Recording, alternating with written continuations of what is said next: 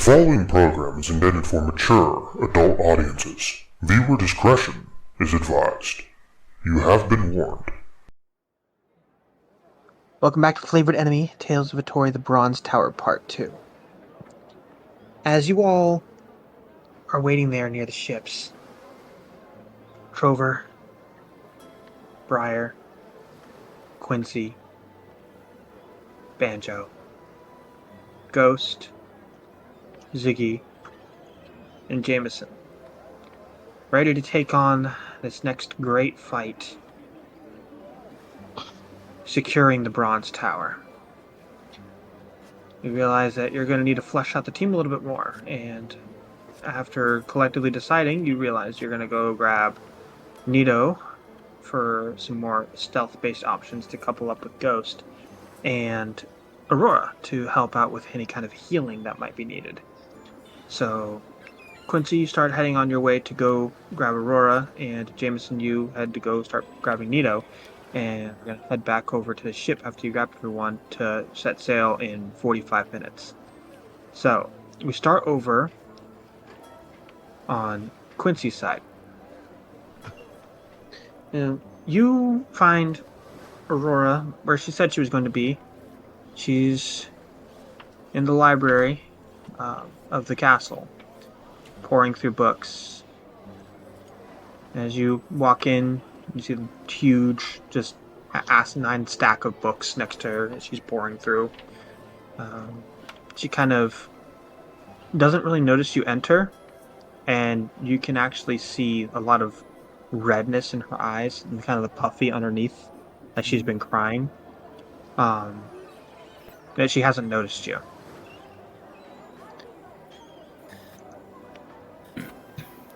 Quincy will, I guess he'll just gently walk up beside her and knock on the table. Hey. Sorry, Quincy, as she closes the book really quickly. What is it? Is there something you need? Well, I came to talk to you. Oh? Man, I gotta say, the front guard is a little lax. I mean, that guy Jeff just literally let me walk past. Didn't, ask who I was or anything. You need to fire that guy. Yeah, no. Well, I mean, if you're going to walk in and, throw your weight around my parents, I feel like they can take care of anything. Okay. For the most part. Fair enough. But on to an actual serious subject. Yeah.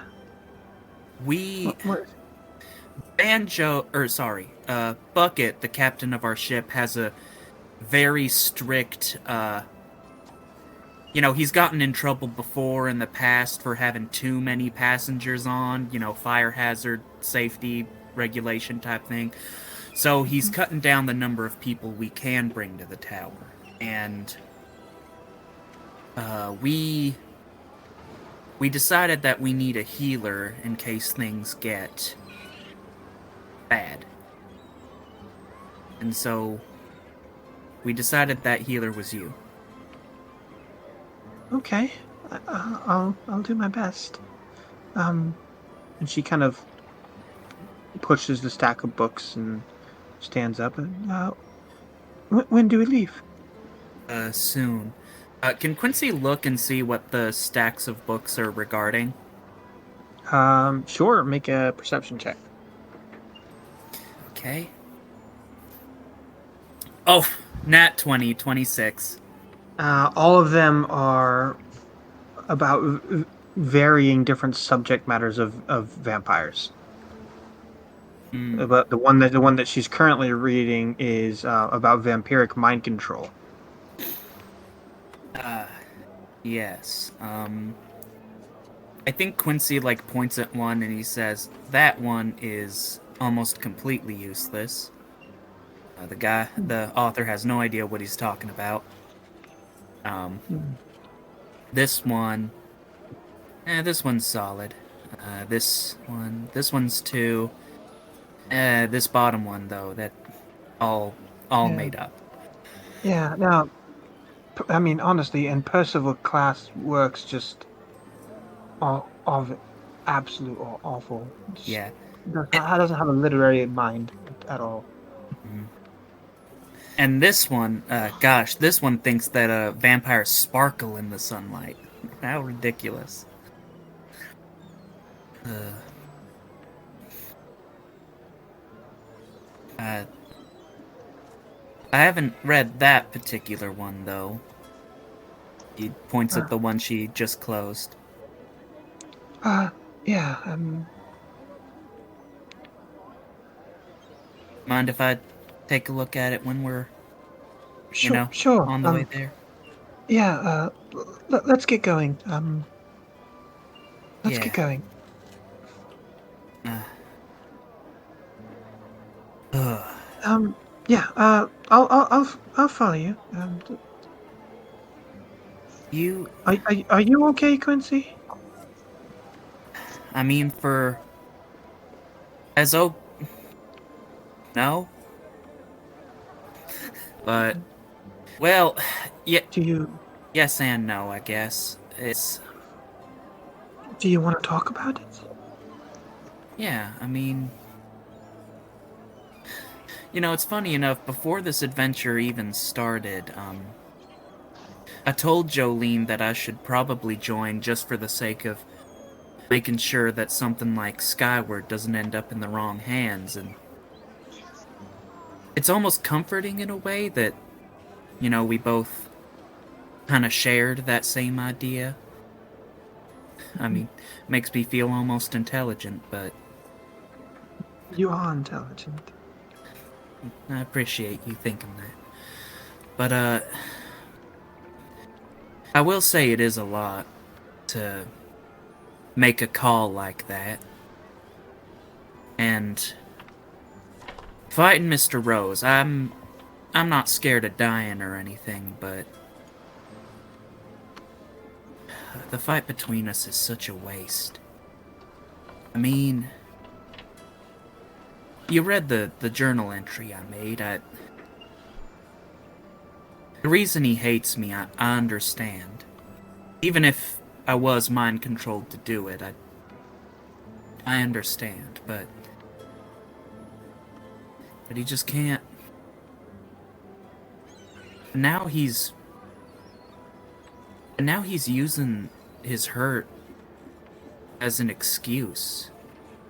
It's like he doesn't even love her anymore. Right? Because if he loved her, he wouldn't let go of being the person she loved. But he's so far away from that. And would that happen to me? Would I don't. lose myself I without her? I don't think so. I mean, you've always struck me as the kind of man who would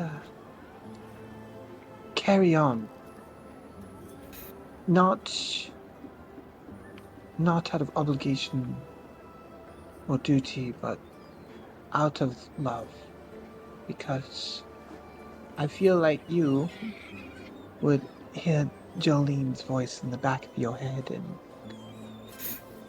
be that constant little reminder that, hey, no, get up off the couch, dust off the crumbs, and go for a run. Enjoy the sun. She would want me to do that. I just wish I could undo what I did. I wish I could just let him have his peace too. Even after all he's done.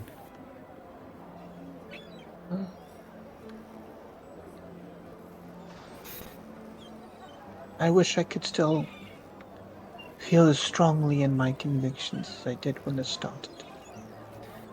But we are always changed by the things that we uncover and do, aren't we? Yeah. I mean... And as you guys are kind of like walking towards the ship while you're talking, yeah. She reaches out from her robes and says, I know you probably have 150,000 of these, but this is This is me understanding. And she hands you a wooden stake, hand carved. Oh.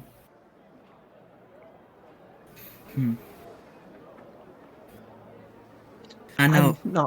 I'm not there for me yet. But I understand its necessity. To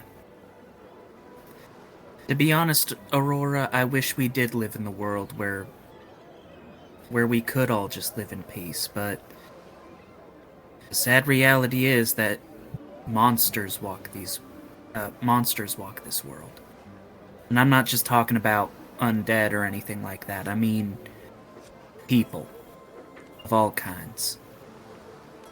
I mean, back home, or back in Basrai, we have our own immortal monster. And I don't know if he's a vampire or not, but you just can't get rid of him. And he...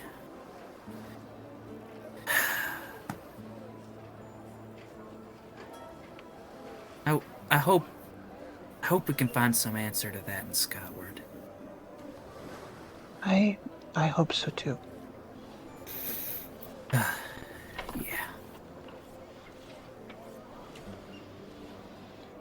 And with that, you guys arrive at the ship. And we cut over to Jameson going to grab Nito. We are leaving very quickly. I don't know why Quincy decided to take the scenic route, but I am sprinting to pick up Nito. And as soon as I find him, I'm going to run up and be like, "Hey, Nito, what's that?" And I'll point behind him. So I'm not Nito, that far away. We're sitting on a bench by the pier. Yeah, Uh-huh. you Exactly. see Nito and Inoki sitting romantically at the pier Yep, as Nito kind of looks 100%. behind himself. And I'm going to point and look, be like, "Hey, what's that?" And when they look, I'm going to grab Nito and sprint away. Do you say anything to Inoki as you do? I'll bring you back later. I try to get out of the grapple. Well, you can roll me acrobatics check. You have advantage on this because slippery. I'm slippery, yeah. The slipperiest boy. That's a dirty 20. Jameson, you want to roll against that? Just a 14 for me. He slips right out of your hands like a fish. wet pig. Whoa, Jameson. We gotta What's go. going I on? need you.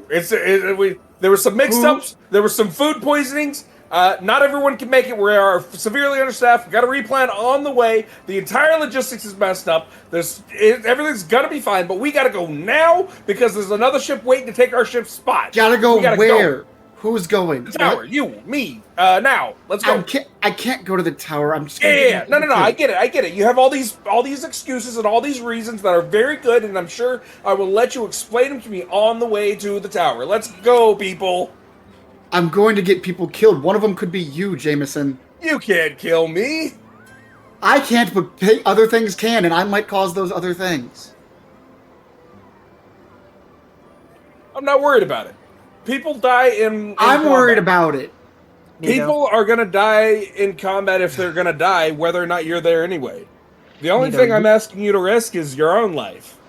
Everyone is responsible that is coming on this trip for themselves. If you Nito, can help, then help. But Nito, you notice that Inoki's no longer there at the bench. Oh, well, that ruins what I was going to do.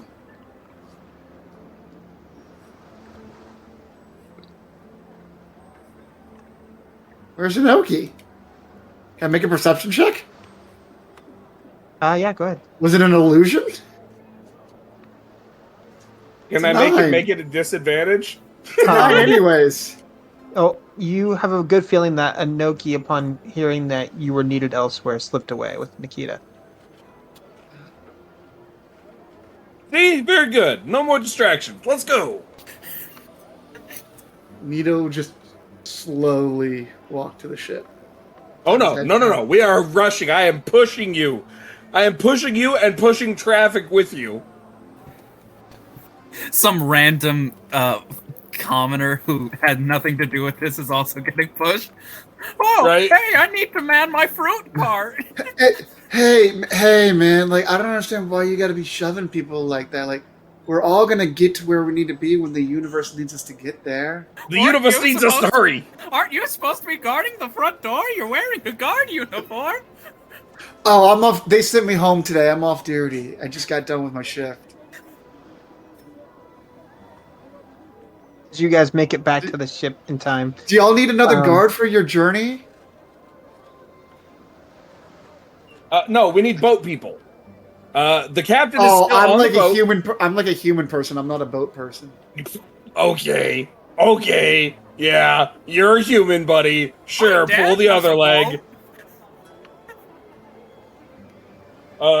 Yeah, no, see, I'm with gonna go the back food to my poisoning- fruit cart. As you guys all get onto the ship, you all make it in time, and Bucket looks at you all and says, "Oh, is that everybody then? Yeah, everyone. Oh, all right. Let's get the show on the road then, huh? All right. You mean boat on the waves? No. Definitely means show on the road. It's a phrase that I heard. Now, Anchor, let's set sail. Oh, and the rest of y'all can find a nice array of snacks and sandwiches and cheese below deck. Oh, wonderful. Thank you. All right. Okay. Question: Thank do you you. have alcohol down there? Yeah. We have a fresh batch of we have a fresh batch of banana rum from one of the islands far east. Huh, I'll try that and throw the spears downstairs. Quincy, Yeah. may I just wanted to say, in case it wasn't clear before, Mr. Rose, he has Jolene. Yeah, I figured as much. I mean, after all, I doubt he's smart enough to read half the books there. He'd definitely need her. Well, we're gonna get her back. Yeah. Yeah, we will. Is that your love there, Quincy? Oh, yeah, her name's Jolene.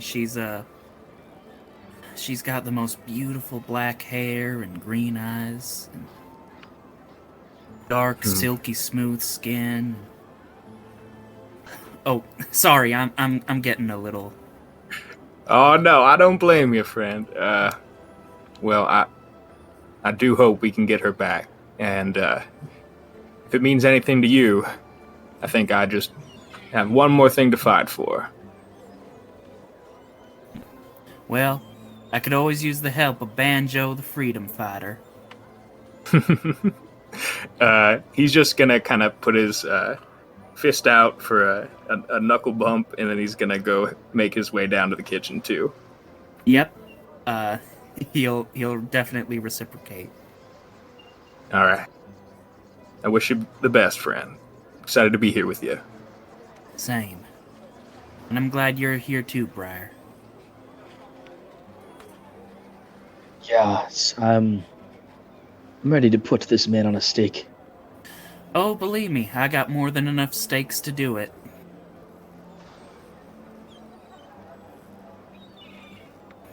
I don't regret what I have to do, but I regret that I have to do it. So, I just wanted to let you know I've got all my spells prepared for the night. Wonderful. For tomorrow. Well, tomorrow is going to be quite different. We have 14 hours before we get to the Bronze Tower, but I wanted to know if there's any kind of anything anyone needs before tomorrow. I'm more than willing to use any kind of identification or any kind of rituals. I have quite a bit of capability when it comes to magic. I would have a small favor if it's okay. Oh, sure. What is it? I'm sorry. It's been so long. Your name's Nido, right? Yes, forgive me for my apologies. I'm Nito Ademi of Cold. Yes. We met once before in the tavern. I'm That Aurora. seems like so long ago, though. Oh, it It really really does. does. My father gave me this, and I'll pull out the ocarina. And sometimes when I play it, like, I don't know, like fish and stuff seem to like come to me, like they're attracted to it or something. I need to know if it's me or this ocarina. Okay. Yes. May I see it? Of course, of course. Just don't let anything happen to it. Of course.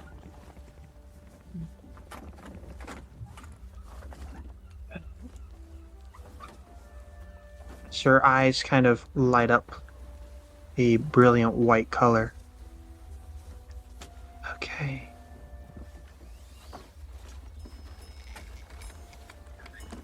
Well, it seems that there are... Okay. This seems to be very similar to a magic item that I've encountered previously called a Trident of Fish command. But it's different. I don't want to be the person to tell you this, but that's not a trident. Yes, no. I mean the magical effects it has, not the trident itself. But it's not a trident. How can it There have are- the There are 3 tunes that can be played with this. 3 tunes? Okay. The first tune allows one to be able to cast Dominate Beast. The second tune allows for the summoning of spectral fish. And the third tune allows you to be able to speak with animals, but fish specifically. Oh, I can already talk with animals. And it seems you can play 3 magical songs from it a day. That's nifty. Did my But you dad know about this, or did he just have this? It seems you have to know the tune in conjunction. Do you read music? Not very well. Well, My mom taught me the basics. I can transpose the tunes necessary for each casting. You'll have to learn how to read it and perform it, though, on the ocarina. Yeah, if that's not too much trouble. Sure. I'll head down below deck and start transposing it. You can hold on to your ocarina for now. Actually, Thank you. if I could hold you up for a minute, Your Highness, give a quick bow. Oh, you're fine. Great. I was playing amongst the ropes and sails and stuff, but heard your offer, and I'm going to produce my war pick. I've had quite a bit of fun with this, but I actually don't think I've taken the time to learn much about it. So, if in your studies you can do whatever magic things you do, I would be appreciative.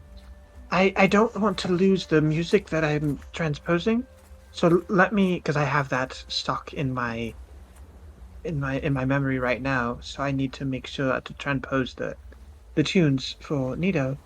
But if you want to bring it down a little bit later, and I can identify it for you. Sure thing. Just consider me on the queue. All right. Aurora. Yes. I'm also sorry to bother you, but you wouldn't happen to have higher healing spells, would you? I have a couple of healing spells. What is it you need? I took some psychic damage. Well, Oh yeah, yeah, my head hurts and yeah. I also would need Oh. that. we need some Same. healing. Grover's coming up with a bottle in his hand. Same here. That tea we drank did Yeah. weird things with my head. Yeah, why don't you all come down come down below deck a little bit later, and I'll get you all healed up. Okay. Thank you. I'll We let appreciate it. someone else know before I do. Of And course. Grover's just gonna go to the front of the ship and just sit there and start drinking, staring off the ocean. Of course. Yeah, I'll be down below deck if anyone needs me. And Aurora kind of heads off. Quincy, you notice that Aurora has a short sword slung across the back. Oh. That is definitely worth noting. She heads downstairs.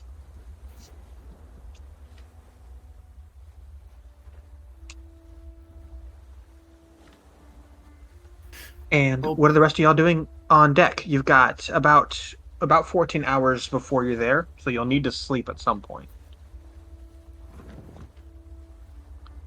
Nito's going up to Bucket and asking if he needs any help with anything. She's like, Captain Bucket, sir. Nito here. It's just Bucket. Yeah. What's up?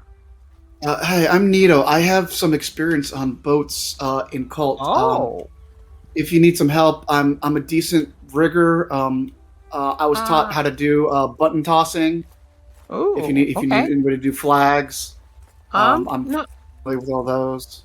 Well, I think we got all those bases covered. As he kind of looks around at the rest of his Warforged crew.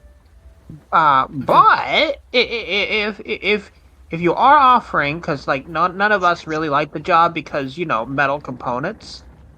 If at some point in our journey, either on the way there or on the way back, you feel up to scrubbing underneath the barnacles, I would be greatly appreciated. Nito, Nito, can I have a word with you? Yeah. Well, it seems like your friends need ya. Yeah, sorry about that. I'll be. Oh, hey, no, you're good. Hey, you know what? Come here real quick. Yes, sir. He pulls off a little roll of paper and pulls something metallic off of it, like a shiny piece of paper, and sticks it on your chest. And it says, it's like a sticker, and it says, "Honorary crewmate," in like bright letters. Nito starts to cry a little bit. There you go. The last time I was a crew member on a ship, everybody died. Oh. Yeah. He rips the sticker back off of you. Well, seems like your friends need you. Hey, Nito! James. Yeah, coming. What's up, Jameson? Okay, so I've got something, and I'm keeping it under the belt because you know me.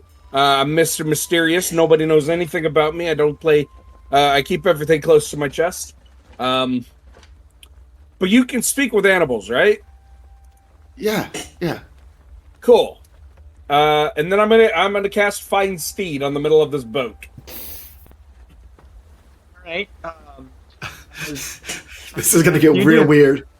As you do, a very strange creature appears on the deck of the ship. I will drop it in TOV chat for you guys. What the fuck? A Kieran. It looks draconic in nature. That's a mermaid horse with a mermaid tail, and scales all the way down it. Large horns and whiskers like an eastern dragon. Would Nito recognize this? No. I have no idea what that is, Jameson, but I don't either. Give me a minute. But after fighting Derringer, I was like, you know how you can like fill all the magical things you can do with your mind? I was pulling those strings, and this was a string, and I smelled that on the other side of it, and I was like, I don't know what that does, but I bet Nito does. I will cast Speak with Animals. Hello there, friend. My comrade Jameson just summoned you, I guess? Yes. Hello. Hello. Do you have a name and pronouns for us to call you? What?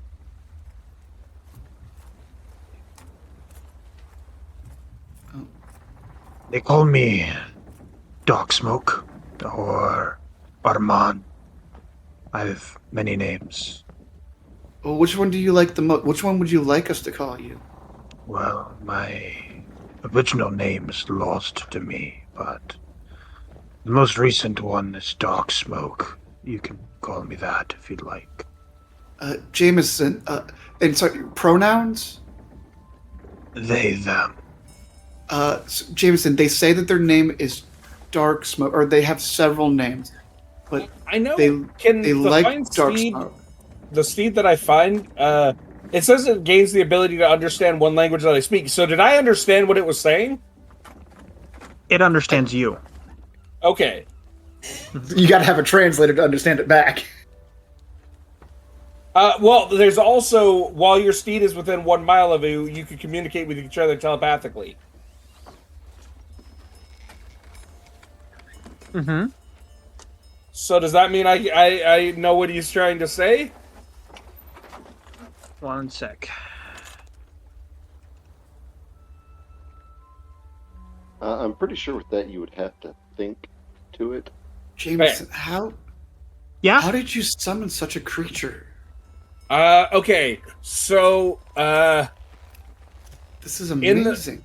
in the spot where I used to hold my the cantrip for cleaning my laundry, there's now a line, and it's not like the burning lines, but it's just a line I can pull, and then this happened.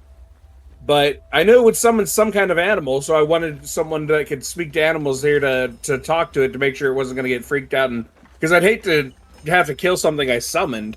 That just feels bad. Yeah, And besides, looking at this lad, I don't know if I could kill him. I don't think you Probably could. couldn't. Yeah, he doesn't. They don't think you could kill him either. Oh yeah. You Jameson, you, Jameson, this is your steed. You can't start attacking your steed. Yeah. Okay. Fair enough. you see like from the corners of the mouth comes like this like bristling coal like smoke. Yeah. Well, we're gonna cut quite an interesting figure across the battlefield. Mixter, Dark Smoke, was it? Yes. Can you? So you've got like a fishtail. It looks like. Can you breathe underwater? Yes, I can. Jameson, they can breathe underwater. I don't think Jameson. I'm gonna look over at Dark Smoke. I don't think Jameson can breathe underwater, so you might want to give him a heads up before you do that. No, that won't be necessary. Jameson, would you like to go for a test ride? Jameson, you want to Yeah. give it a test spin? Yes. Yeah. Let's do it. Should I take my armor off, or will we be all right? Can you carry me in my armor in the water? We'll be fine. He don't. All right. They don't look like no bitch to me. I mean, they sound like no bitch. So Yeah. yeah, I'll climb up on top of them. As you do, Of them. not even a buckle at the knee, nothing. As you hop on and you see them just completely leap off the side of the ship, and as soon as they touch the water, you feel the powerful tail splash, and he starts running with the 4 feet across the top of the water, while the back flipper propels them across, keeping it where just the tips of your toes are dragging through the water. Oh, that sounds cool. As you see him break, at first 10 feet per second, 20 feet per second, 30 feet per second, 40 feet per second, and faster and faster and faster until he gets to the part where he's doing 60 feet per second. As he's zooming, or they're zooming all the way around the ship. And they eventually leap back onto the deck of the ship. And as they do, kind of bends at the front knee in order for you to be able to slide off. Yeah, I slide off. Probably not super gracefully. Jameson has always been a ground fighter. He's never been a mounted combatant, but with such a companion such as Darksmoke, that might change. For your knowledge, while running across water or swimming through water, they have a swim speed or run speed of 360, or half of that when not sprinting. That seems insane. There's a fast little horse on the water. But across land, their run speed is 60. That's fair. So during the time skip, what I'm hearing is me and Darksmoke are gonna go become pirate hunters. Anyone want to join me hunting pirates with my turbo horse? My turbo dragonfish horse? Ziggy was on the bowsprit, just sort of checking out the water and stuff, but he did see all this, so he runs over now. And he's like, alright, first of all, badass. Second of all, did I hear hunting pirates? And third of all, do you think, Jameson, you could take that thing in a fight? Ooh, I don't know that I want to. Jameson, what kind of pirate hunting would you be doing? I don't know. I know that I've always heard stories of how bad pirates can get on the seas, but you know, I used to be a pirate. Yeah, monk. I don't really know if I want to go back to being a pirate, though. Well, if you're not a pirate, then don't worry about it. He said he was going to go hunt pirates, but you're not a pirate. Yeah. You're a trover. Do you hunt the bandit who put away his banditry to become a baker? No, you congratulate him. Moving on. I'm on a hit list, apparently. I've already had my head cut off by a clown. Well, you look really good. This is true. I got brought back from the dead by Ephraim with some kind of scroll. That's how you came back? I guess. And I wasn't really paying attention. I just had a headache when I woke up and pissed that I got my head cut off. I'd be upset too, that's fair. Now I've got a headache with all these memories coming back of the sea and a ship, and apparently I'm missing my crew. Well, if you want, we can be your crew. Banjo just comes up from below deck holding a full wheel of cheese and sees Jameson just jet skiing across the the sea with a horse, and he's like, I might have missed something here. Hey, is that Colby Jack? Oh, yeah. You want some? Yeah, and you see Nito just takes out a knife and like cuts off like 15 to 20 pieces and then puts it in his snackle box. Hey, Nito. Oh, what is that? Right. You should try that with this. And Trover passes over one of the bottles that he has. It's called banana. Oh, well, I was saving this for later, but I'll have a little bit now. And I guess Nito will take like a little bit of shot with the cheese. It's a weird flavor, Trover. It's a weird flavor. Ziggy's going to walk up and just sort of take a handful out of the cheese wheel, which is probably about the size that Nito was cutting. You see Banjo kind of looking down at the ground like he was fully going to eat this cheese wheel himself, but he's too nice to say no. Mr. Banjo, if you ever want a snack, by the way, and Nito will just wheel around the snackle box and then pop it over. So this side here is all like dried fruits. So you got like craisins, raisins, some dried blueberries. Then I got some like candied peaches, and stuff like that. Then this whole column is just different assorted nuts. So you got some almonds, you got some cashews, some hazelnuts, some macadamias, and then I got my dried meats here. So the top one is chicken. Then you've got deer jerky, turkey jerky. Oh my friend.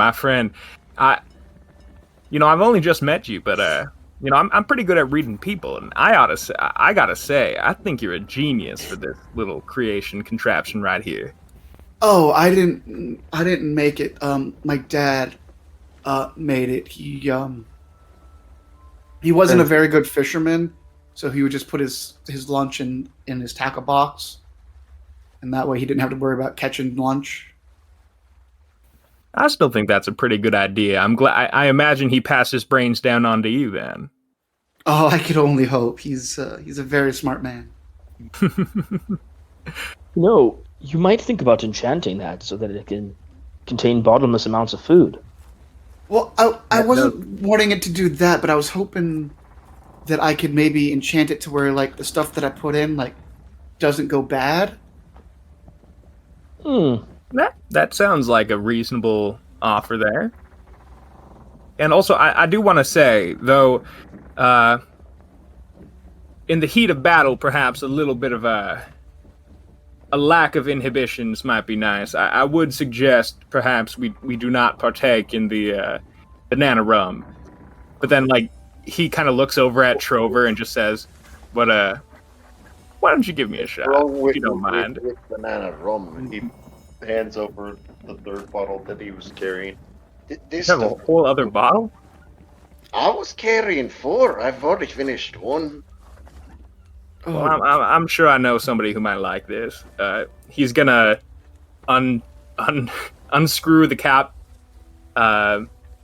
take a little swig, and then put it back on and put it in his backpack.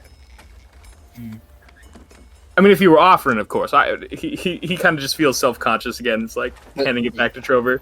You know there's more downstairs, and since you drink from that's yours. Well, all right. Unlike my kind compatriots, rather than a gift, I actually have a request of you. Banjo, was it?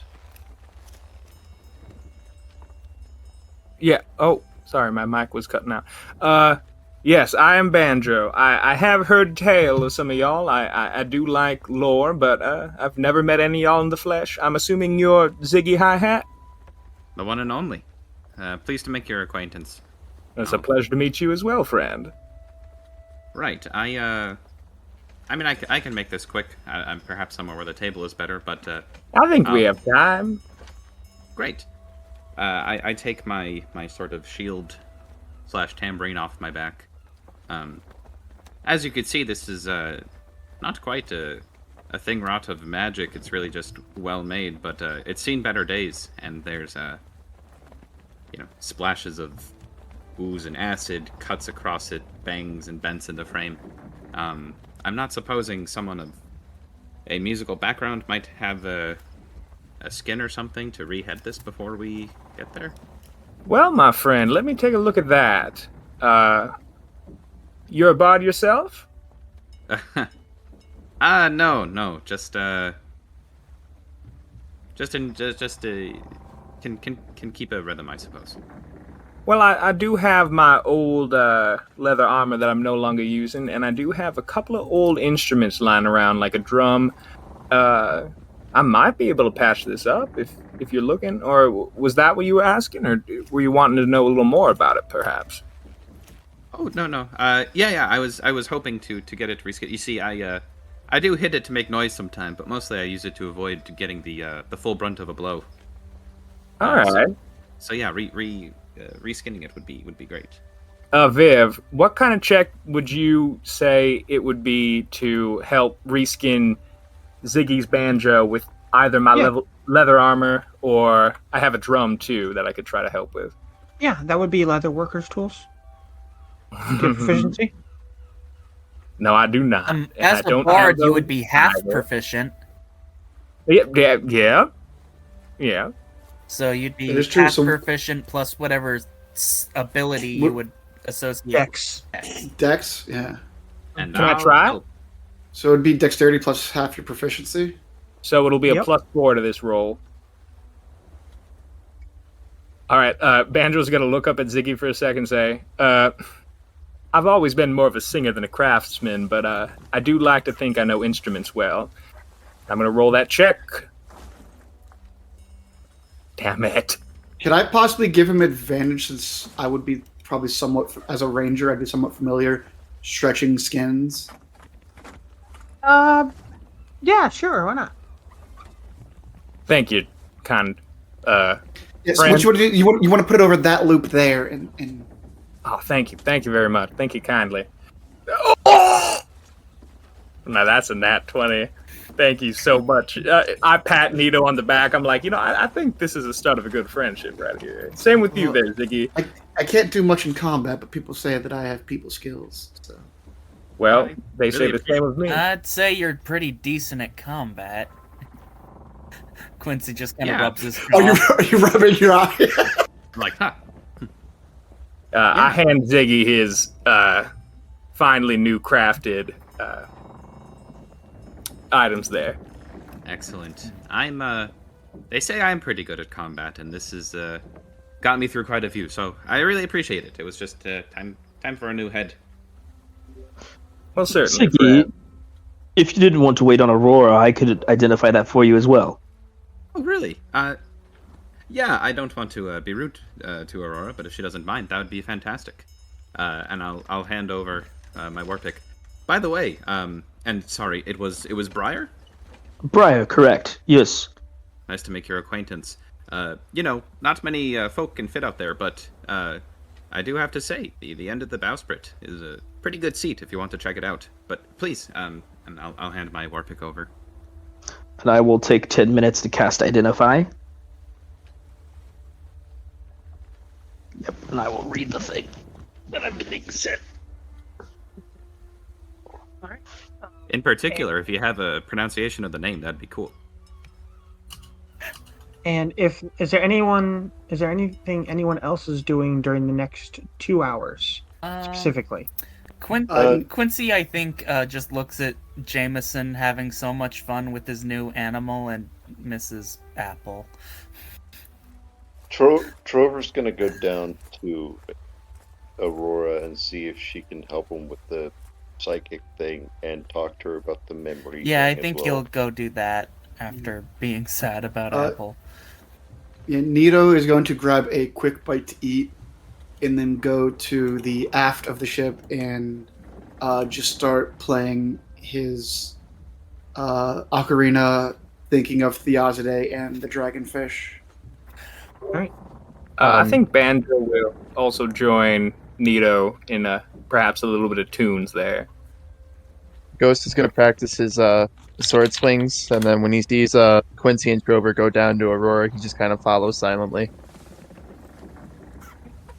Ziggy's So- absolutely playing with Jameson's as well. Lovely DM. Mhm.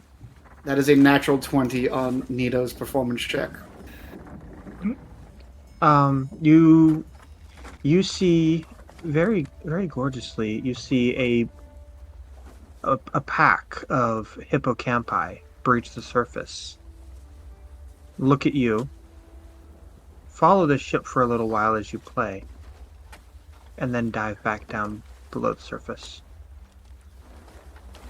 I'll just kind of look at Banjo, give him a little wink. Now you're telling me you ain't a bard, friend?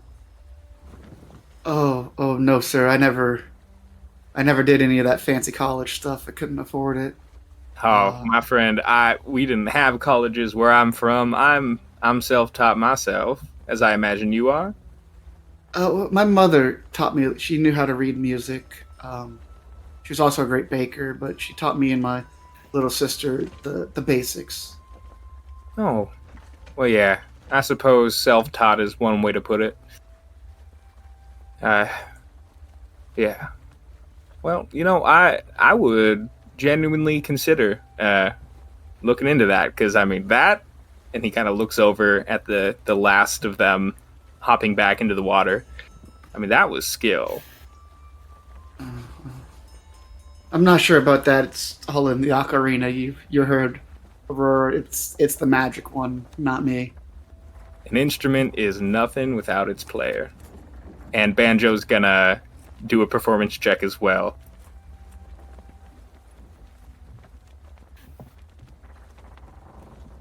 That's a nat 1. You literally Oh, no. bust a string on the first note. Banjo just looks straight at Nito, kind of like a little bead of sweat goes down his head, and he says, and like I said, sometimes the player has his off days every once in a while. Yeah, we all do. Iggy, You need help with that, or? If you know any kind of mending ability, I don't have nothing like that. Oh, I don't know anything like that. The only thing I can do is maybe conjure up some vines for you, but that's about it. All right. What kind of check would it be? Would Nito be able to give me a help action to try to restring my bow? Yeah, go ahead. What kind of check is that? Dexterity again? This one's going to be, yeah, just call it a sleight of hand check. All right, sleight of hand. I'm better at that. Let's see.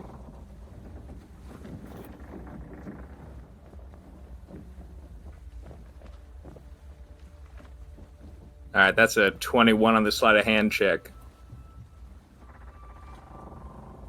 You restring the bow all nice and good. Get it all set back to where it was.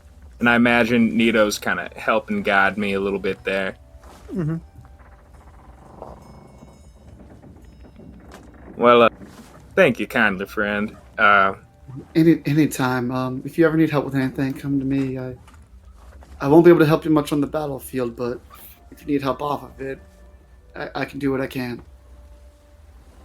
Well, I doubt that you're as unhelpful as you want to indicate you are.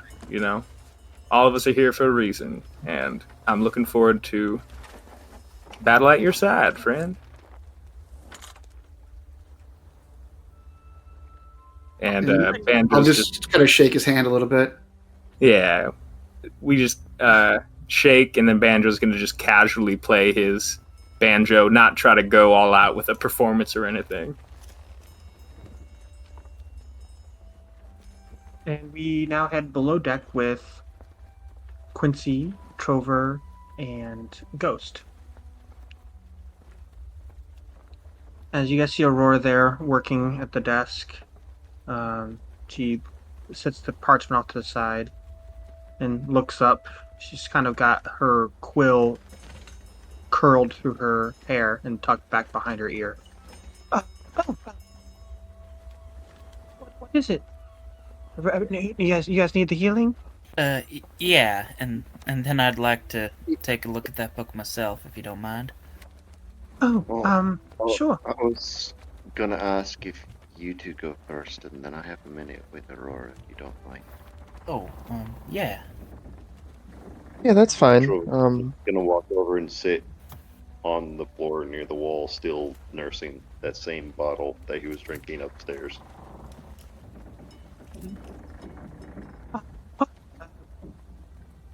You stand still there, Quincy. And she grabs her staff and focuses on you. Her eyes turn white, and you feel a slight pop in the portion of your brain near the corner of your eye. As the psychic energy that was kind of causing a consistent migraine there goes away. Oh. And you feel your strength return to you. Thank you. Ooh. Oh, of course. That was a bit of a nasty one. Apparently that psychic damage created a bit of a tumor. What, a tumor? Yeah, I cleared it up. Okay. Oh, wow, we need to Get get... the sounds of that. Yeah, we need to get everyone healed. That... Yeah, well, at least we're taking care of it early. Yeah. we need everyone else who failed. We need that list again. Yeah, when we get back to shore, we can ask around. Well, we should probably do that before we even enter the enter Skyward. When we all meet at the This is tower, true. we will get this done. Do you have the journal of note sharing? Yes, I do. I was given the journal of note sharing. Okay. I We could. will very calmly tell. Okay. Ghost Yelton? Yes, please, if you don't mind. Ghost? She kind of grabs her staff once again and focuses, and her eyes light up that white color. And right in that same spot, in the corner of your eye, in the back of behind your skull, you feel a pop, and then the pain disappears. Oh, you feel a little bit better, Ghost? Yes, thank you. I do appreciate it. Of course, of course. Um, well, is there anything else anyone needs? One of the things you notice is that for the first time, really, you getting a chance to see it, you see Aurora's white leather-bound spell book that's currently open, and you can see that one of the pages has fresh ink on it. Changing up your spells? Uh, yeah, just adding some things I feel like could be helpful. I recommend you try and find a balance if you can. And then Ghost is gonna go upstairs and continue swinging with, practice swinging with the.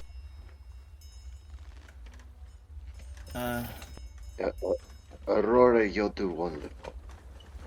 It seems like Trover would want to talk to you, so I'll bring the book course. back. All right, yeah, just take it with you. Yeah. Yeah, I guess Quincy will just start flipping through the book and seeing what it says.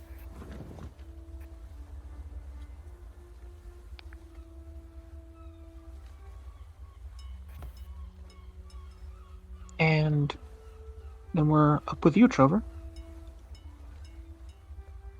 Hi, Aurora. It's been a while. It- And he sits down, just it not has? really looking at Aurora. How are you feeling?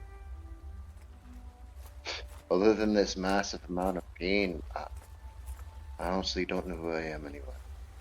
I've got memories of Alistair, and I've got my memories as Trover. And he looks at her and he's in tears. I honestly don't know who I am anymore. What do I do? What if the jovial nature that I am now because of the monks goes away? When I fell from that thing, I broke the gourd Brother Hammond gave me. When we were running from the void, I dropped mine. I don't even know who I am anymore, or I don't even know if I want to have my memories back. But they're coming back whether I like them or not.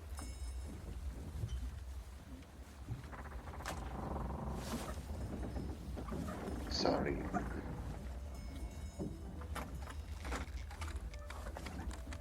Something I could do, but first I'd like to tell you that if nothing else, traveling with you all has taught me that life's experiences and moments, those are the important things in everything, not who we were, not the things that we possess. It's the moment, the now, and the future. Those are the important things. While the past is good to look upon, it doesn't do well to reflect on how things could have been or what things used to be. We just have to focus on the moment here and now. And what makes you happy?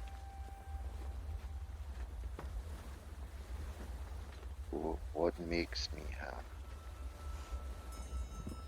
I haven't figured that out yet. But when I do, you'll be the first to know. And another thing. If at any point in time you wish for those memories to be gone, I do have a spell that would remove the memories of your life as a pirate, if that's something that you wanted. But It's I ask that you take the time to really think about it. Well, that's the thing. It's a tempting offer. But who I was, I have to face sooner or later. In where we were before, I was literally wanted. Enough to have my head cut off.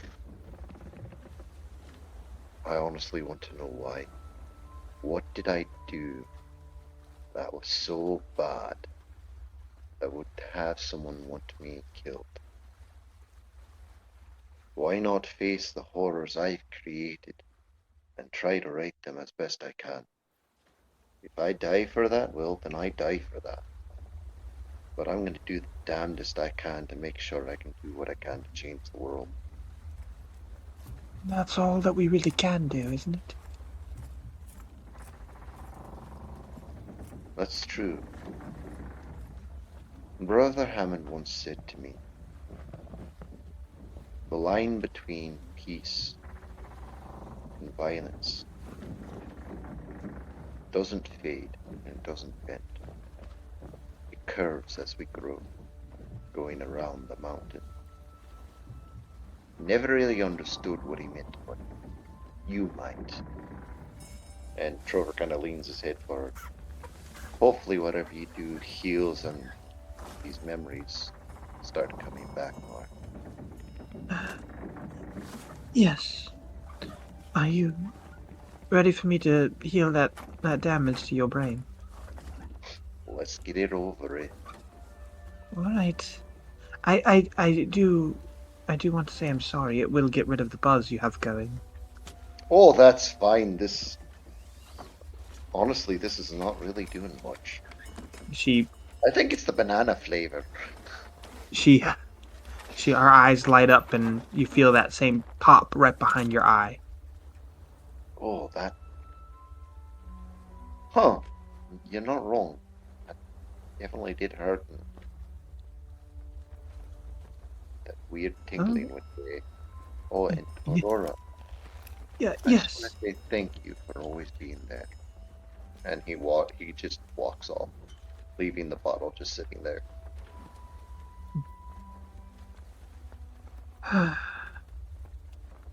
You see, kind of pans over to Aurora as she looks at her spell book and she closes the page that has the spell Scorching Ray written on it. And that'll bring us to Jameson and Ziggy. What are you two doing before heading to bed?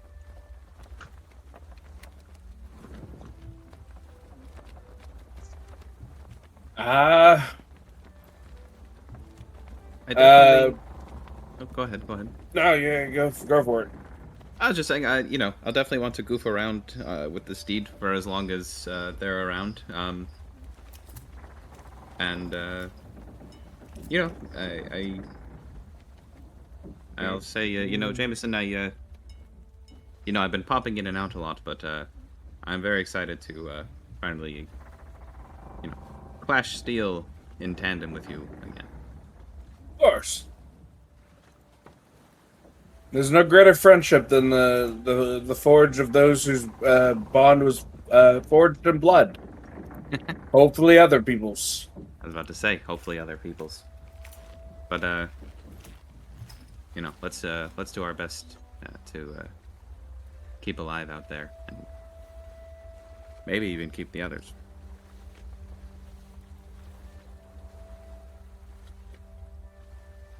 All right, everyone. I suggest you head down below deck if you have mortal ears. We're heading around Siren's Cove now. Before we get to the Bronze Tower, the bottom of the deck is soundproof. Don't come above deck unless you want to have a wild night with a siren and then end up at the bottom of the ocean. All right. Sounds good. I mean, I can breathe down there, so like that's not. Would my You would may my be would my fey nature help me resist that? Do you really want to find out? I just grabbed Maybe, maybe it's a nice Is it song. Maybe really it's a nice worth song. it? I'm just saying, I like the bowsprit. Zig- A little music sounds good. I just Ziggy, wanted to add. Ziggy, no. I'll go Ziggy, on. no. All right, Hey, all right. I'll listen to hey, them. Nito. I'm Why don't an you go engaged man. downstairs and play music with Banjo and Ziggy and see if that helps us troopers, like trying to push everybody, like help Yeah, yeah. Nito push everything Um, downstairs. Actually, hey, Oh, no. Jameson, you got a quick sec? Sure. I got something in the room for you. Hold Alright. So I'm not. I kind of fibbed earlier to Drian when I said that I knew how to use one of these. And I know you're more of a two-handed kind of guy, but if stuff gets, really messed up and you need some extra defense, and I hand you the flying shield. Yeah. And if you start falling, you can press this button here, and Nito will press the button, like wings pop out of the side of it. It won't necessarily let you fly, but it'll slow you falling. And I know you've got that new heavier armor, so it might make things a little difficult for you. So you could possibly use this. But I gotta tell you what Drian told me. Don't put your tongue in the gears. I wasn't planning on it, but I appreciate the warning. Yeah. But now that you mention it, those gears do look awfully lickable. That's what I said when he first gave it to me. And I must be Nito- cursed. Nito will just click it open and close like 6 times. See? Like, how lickable is that? Pretty lickable. Yeah, but anyways, I wanted you to have this because you're kind of our frontline person, and I don't want you getting hurt. Statistically wise, for you, Jameson, it's just a standard shield, but Yeah. it double functions as a hang glider. Ah. Well, on my sheet, it says it's a +1 shield. Yeah, should be a +1. Yeah, that's right. Yeah. But it does take up one of your hand slots, so you won't be able to, use the justice. Yeah. But Briar would like to find Ziggy, and Yeah, I was gonna say below deck. I would like to seek out Briar. Ziggy, what do you know of this war pick of yours so far? Well, I found it in a magic illusion cave in the hands of a fairy statue, and then when I hit people with it, it it sort of likes to sing and perform and get more thunderous, and also when I pick it up, I really, really don't want to use anything else, and feel very showmanshipy. Yes, so as you strike things with it, the thunderous energy from the song will charge up in it and be build up into a more powerful release. That's pretty interesting. Then also individuals and beings that are rather unintelligent will when it strikes will have the potential to suffer some additional pain from that, depending on whether or not they are capable of resisting its sound. But the concerning thing, Mr. Hi-Hat, this thing is alive, or sentient rather, and when you connect with it, when you're attuned to this item, it does try to convince you into being a bit of a showboat in the gladiatorial style, if you will. If you were to unattune to it, it would spend its energies convincing you to do so. And could potentially take over your mind. Just as a fair warning.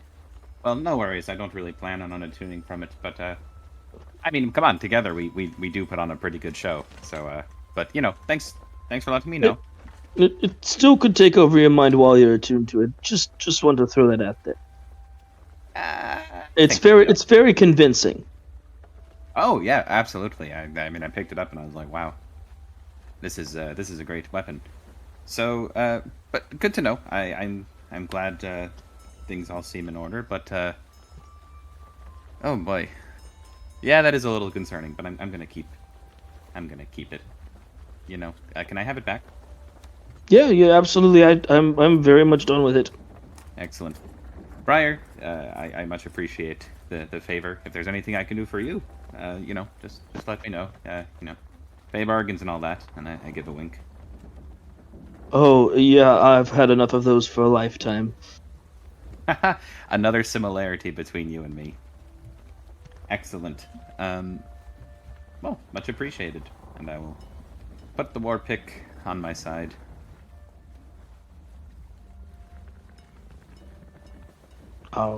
Briar will probably spend the rest of the trip potentially checking with Aurora to see if perhaps he could, at some point when he has more the required materials, share spells with her between their spell books.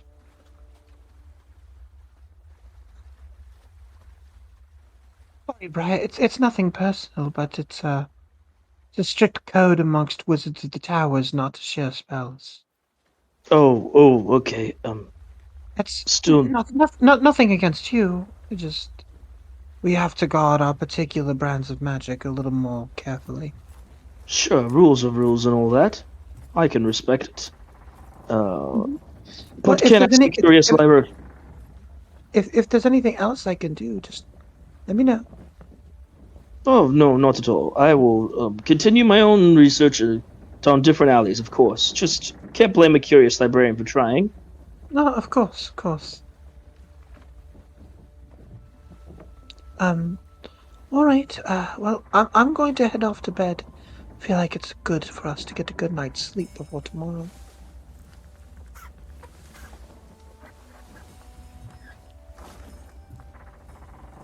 As Aurora heads off to sleep in the hammock. I suppose Banjo is heading off to bed. He's gonna go lay down. Is the quarter situation like kind of a bunch of hammocks? Yes. All right. He's gonna lay down in one of his hammock, or in just a hammock, probably one of the bottom hammocks, because can't get too high up. And then you have a separate hammock for your banjo, right? Oh, well, I don't think Banjo wants to get that greedy, but he actually is probably going to sleep with his banjo. He kind of looks at his arm. He sees this bracelet of pink and green beads. Beads? Not beans. Pink and green beads. He kind of like rubs it a little bit. Sighs with a smile on his face, and he's gonna just play his banjo until he falls asleep in his hammock. All right. And everybody else? Yeah, Quincy will just kind of get into a hammock and write down everything that's happened today in the journal he keeps for Jolene. And he will, when no one else is looking, check to make sure that the hidden stake that pops out of it still works.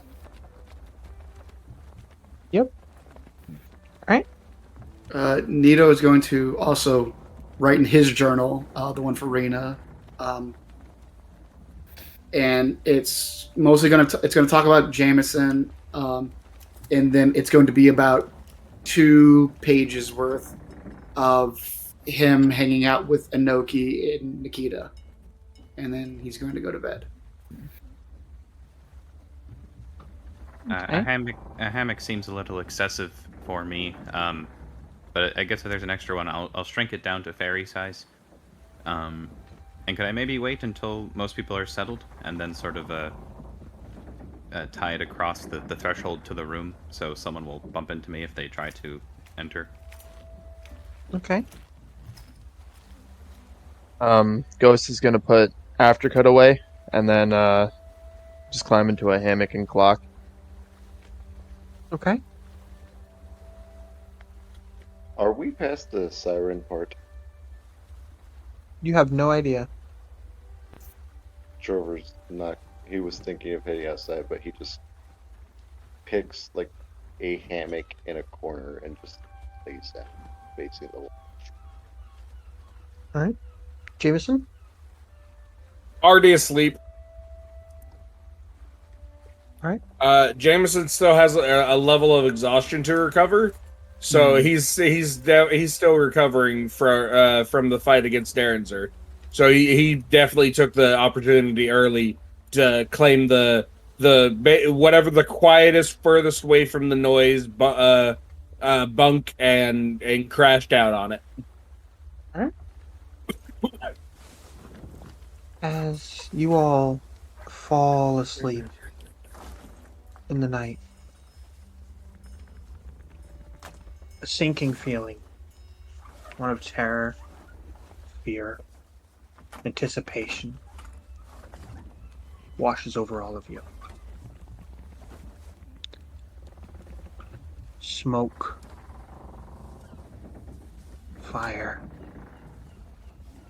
ash, cinders. A singular bronze tower amidst desolation. Fog and sky. Heat rising from the floor. Burning away at the soles of your boots. Climbing into the extremely hot, burning metal of the bronze tower. The lurching feeling as you rocket towards skyward.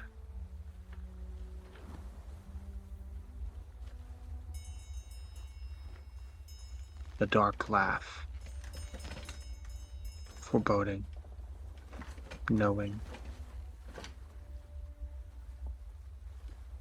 And death. Cold. And unforgiving.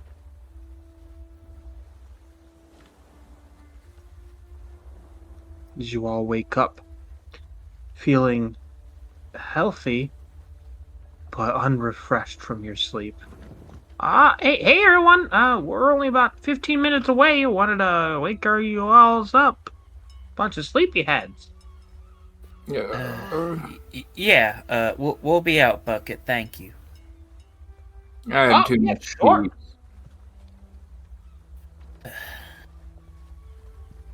That was an interesting night. Yeah.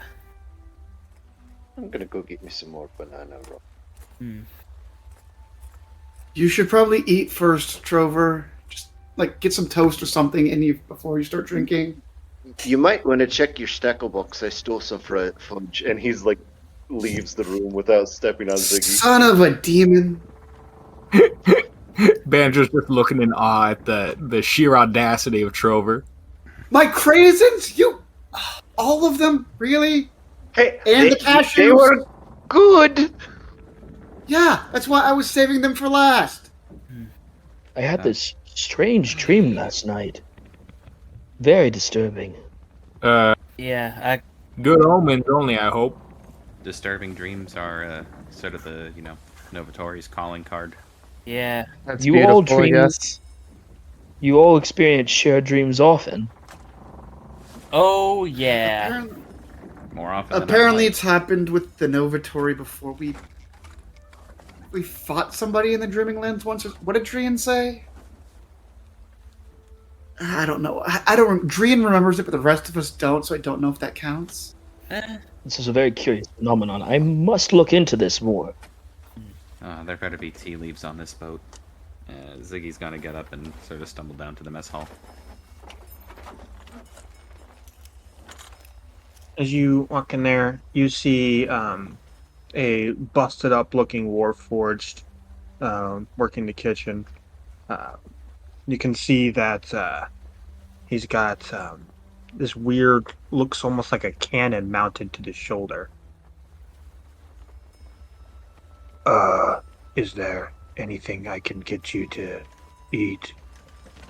As he kind of looks over at Trover waddling in behind you, stares for an intensely long bit of time.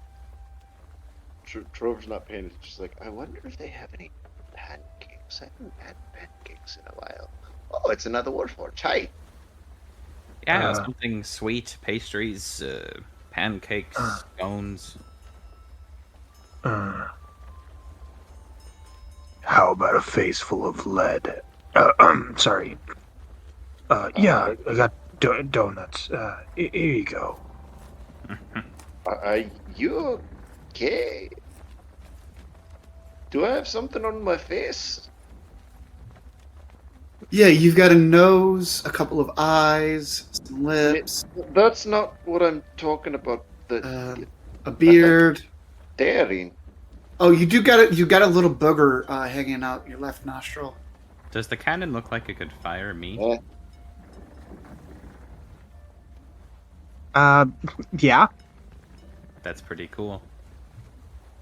I'm not too crazy about metal, but I do like that. Also, tea, if you have it.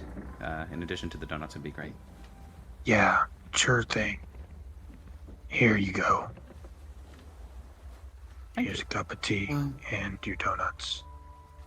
Could I get just like a spinach and feta omelet? I'm just gonna take some donuts and some rum. Trover, you've got to get some. We've got a long day ahead of us. You're going to need protein and carbs. I did feel some of your jerky. We really don't have options like that. Well, what do you have, sir, madam? I'm not sure. Yeah. Me neither, kid. Well, what would you prefer? I don't remember. But for now, here, have some donuts. And here's a here's a plate of bacon too. Thank you very much. Yeah. Quincy, without saying a word to anyone, will just grab a few pieces of bacon and a donut and quickly eat them as he goes to. Are you grabbing my bacon? No, just from the tray. Oh, Anito took the tray. Oh, then yes, he did take some. Slaps your hand. Ask first. Oh, sorry. May I please have some bacon? Of course, Quincy. Yeah. Anything for one of my best friends. Okay. Quincy. You know, I still remember when you punched him in the face for no reason. And that's what makes us friends. Sticks a donut in his mouth. Yeah, Quincy. Quincy goes back to quickly eating without really talking to anyone or saying anything, and then he goes and kind of double and triple checks all of his gear as he's putting it on. Nito's going to go around and make sure that everybody's plate. He has the snack box open. He's going to make sure everybody's plate has like some berries, some just basically like some of all of the food groups there for like everybody. Like, we got to have a balanced breakfast, everybody. Otherwise, we're not going to succeed on our mission. Okay. Jameson stocked up on giant. He just cleared the plate of legs. bacon for you. Like the entire tray of bacon was like put down in front of you, basically. Ghost is going to take a donut, and then he's going to kind of go outside onto the deck, and he's just going to kind of read a book about, like, lock picking, traps, just to keep up with the memory and such. Okay. Banjo's going to walk in and just say, like, he overheard the earlier conversation, he's kind of stumbling out of bed, he just says, yeah, all right, nobody go drinking on an empty stomach now. And he's going to try to just take a swig of the rum with nobody noticing. Okay. What's everyone else doing?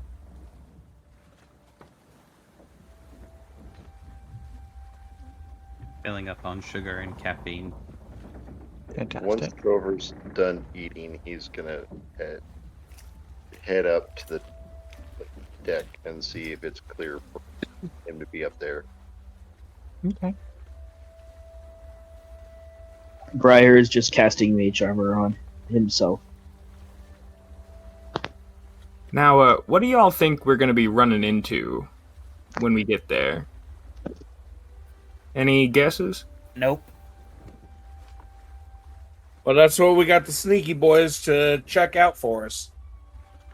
Well, give me a couple of minutes. I might be able to get something. I'm going to go out onto the deck and just pray to Theozide and see if I can get anything.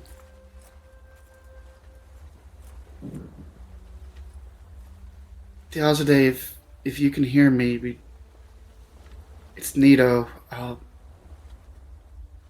We're at the tower that your mother used to guard. Do you know anything about what awaits us inside? I don't want to lose any more friends. Please, if there's just the slightest hint you can give me so that somebody doesn't die on my watch again, I would really appreciate it.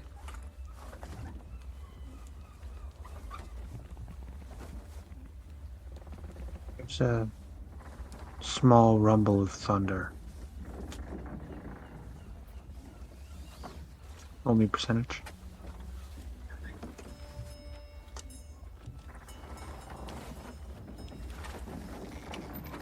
$62.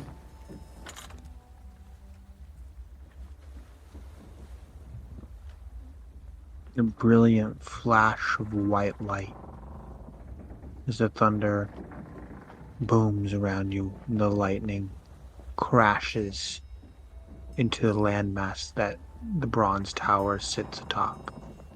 You can see it rises about 150 feet, capped at the top, and eschews in larger at the bottom with multiple cylinders around it, making a ring all the way around. There's also a set of stairs leading up the side to a door you can see. You also are able to make out with the brilliant flash of white light ships on the other side of the island and humanoids in green and white robes maneuvering around.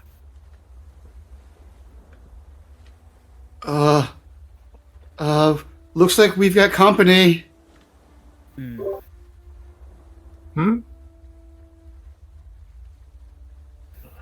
So I'm not the only one seeing that. And Trover's like standing on the side of the ship staring at Would us. Banjo and I know these robes? Yes. These are the followers of the Bane. Banjo immediately gets serious and kind of pulls out his fire banjo. Yeah. And you hear from behind you, Trover. Captain, Killian 6 reporting for duty.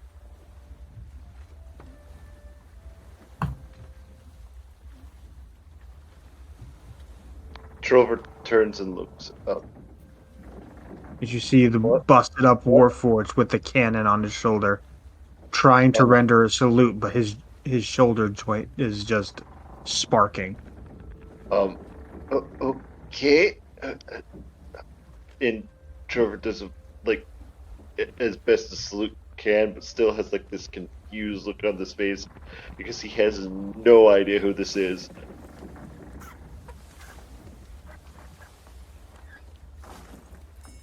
So, remind me how I know you again, because for the last 5 years, I've lived in a monastery. Before that, I don't know anything. It's me, Captain, your former gunner, Killian 6. We sailed together for years. I remember having a crew, but those memories are coming back, but I'm sorry I forgot you. Hopefully comes back soon. And Trover's like looking at the ground because he honestly has no idea who this is and feels bad about it. Hey.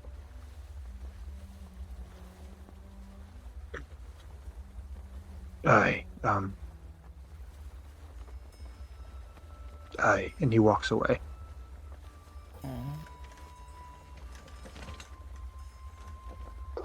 Sorry. And Trover just pulls the mock weedle off his back and looks at the circles and is like, could he have been one of them? Looking at the names. I don't know. And just gets ready to fight the pain. It's evil. As Killian disappears down below deck, what are you all doing? I'm gonna wait for them to get closer, and when they get like super close, I'm gonna flick up my hood of invisibility. Quincy preparing his weapon.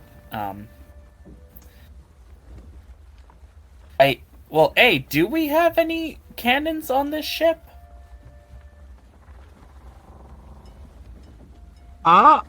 Yeah, we do have some cannons. Unfortunately, we didn't bring any cannonballs. Well, that's wonderful. Well, god damn it.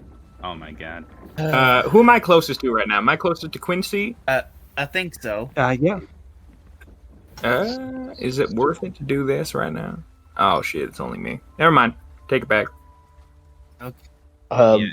If we can come up for their commotion, yeah, I'll be on the deck. Yeah, I think Quincy will place his hand on the holy symbol engraved on his shield, and he says, help bring me to her. I'll serve you for as long as it takes to make up for it, but I need your help. Jameson, can we go for a joyride? Briar would like to cast invisibility on himself. Banjo's gonna do the exact same thing. Well, how about that? Great minds think alike. Nito looking over at Quincy praying is also going to be clutch his symbol of Theosophy. If there's anything you can do to help us, please, just don't let my friends die. I don't care what happens to me, but don't let them die. As being able as- to turn into As the two of you are praying, you feel the ship lower, like lowering, as you all can see the waves literally parting towards the island. Oh. As you can see a reflection of scales in the water around you. Huge scales. And as you're dropping, you see a woman clad in blue and golden armor look back at you all from underneath the waves as the water clears and leads open a full 50-foot wide path all the way to the island. Looks back at you guys over her shoulders. Turns on the balls of her feet and starts dashing towards the island. I'm following her. I jump off the side after her. Trover Nito follows. One big woman. Ghost is gonna take down his hood and follow. Now I can't really swim. I look over at water is Jameson and parting. Ziggy. We're having a. There's no water. All right. We run. Yeah. We have straight up Moses to this thing. All right. I got little halfling feet, but I can try. Who's Moses? I've never heard of I that guy. think I heard that one chipmunk talk about him, right? Yeah, my godfather talks about him all the time. You know, I had a chipmunk visit the monastery, but forget about that. Let's focus on running through this and not tripping. Yes, exactly. Let's go. Briar will fly. I'm flying right next to him. I'm invisible. Jameson is gonna scoop up the halfling on his speed on Dark Smoke as he rides by. All right, thank you, friend. Oh, that's faster. I'm gonna drop on the dark seed. So as you all are running, you see that as you are catching up to the woman who's leading in front of you, you see her turn into a flurry of sparks alongside you all, and each one of you are granted 1 bless and 1 crit on any roll that you choose. You can choose to forego the roll that you already rolled, and instead take a crit. So after we've rolled, we can. After you've rolled, you can forego that roll and take a crit instead. Okay. But you only get 1, and it can be applied to any roll. One of the 2, or like one of each? Each player has 1. Has Okay. 1 blessed and 1 crit. Okay. So how? Oh, that's interesting. That's the blessing of the whisper. As you all continue on. All right. That was a weird sensation. That's Thank bad. you, nice lady. That was. As you guys make it to the shoreline, you can see followers of the Bane everywhere, like littering the shores.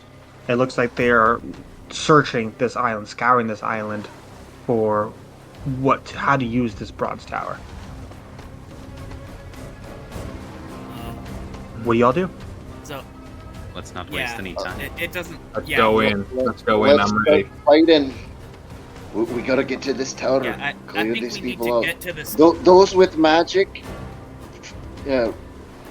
take care of your resources. Everybody else do what they can to Yeah. help. Yep. Absolutely. Definitely, we should get to the staircase and secure that. Then they'll have to funnel in, and their numbers won't be as much of an advantage. Well, The stairs would be a strategic spot to take. Question, Viv. Does Banjo know who Ys is? No. No? Alright, alright. But you know who the followers of the Bane are. Yeah, I know who they are. Quincy, there's an issue with that. I've got a long sword. Jameson has a flaming sword.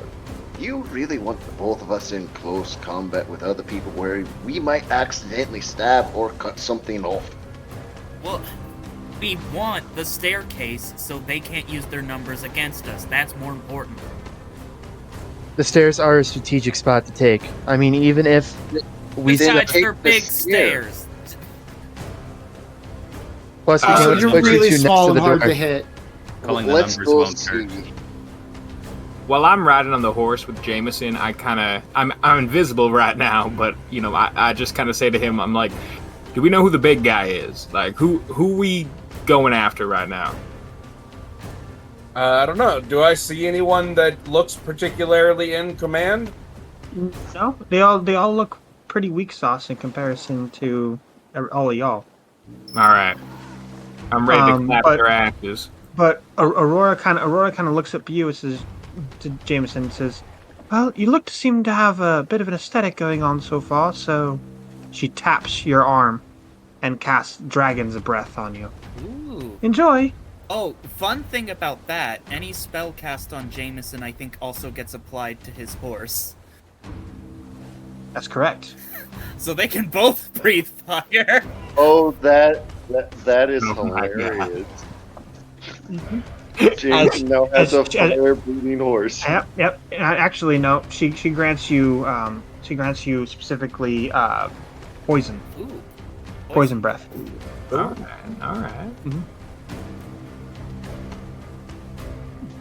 All right. Well, I'm gonna rage. Yeah, I'm gonna Alright. flick up my hood Yep. and Roll Briar will for start a blade song. initiative. everyone comes back home alive. Well, Banjos ain't great. I got I got a +1 to initiative, and I got a nat 1 to initiative. I just I crit on initiative. I got a So nat 20 for 24. I got a 9. 21. Synthetic 20. character to come last. So Banjo, what's yours? 7. 7. Quincy, 21. 21. Nito, Natural 20 for 24. Hey, Nito. Ghost. 22. Jameson. Natural 1 for a 2. Oh God, no! Oh no! Briar. A synthetic 20 for synthetic 20. Okay. All right, that brings us to Nito up first. So Nito, you look around. Immediately on your right, there are 2 cultists, and then on your left there are 3 cultists. A little further, about 45 feet away. And they're closing in. And they are closing in.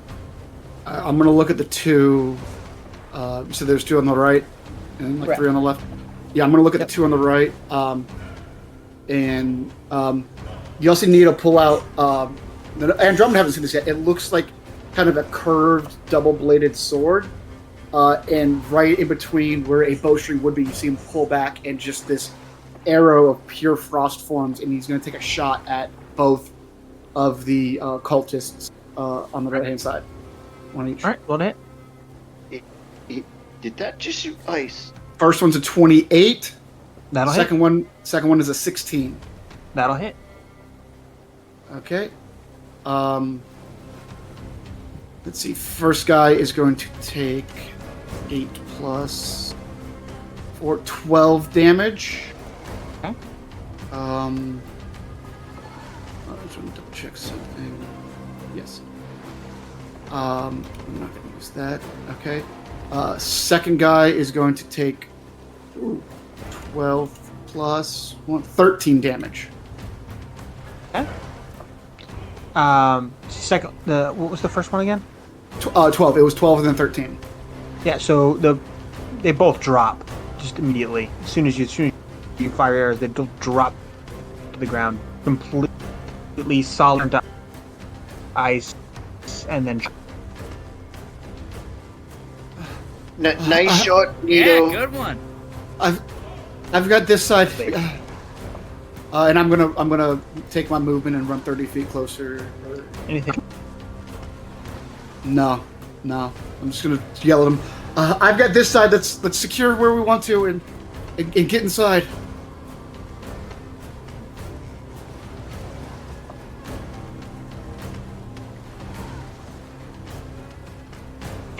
And that'll bring us to go. Still the 3 on the left, and then further off you can see the staircases where a lot of them are starting to congregate to protect the staircase. All right. I'm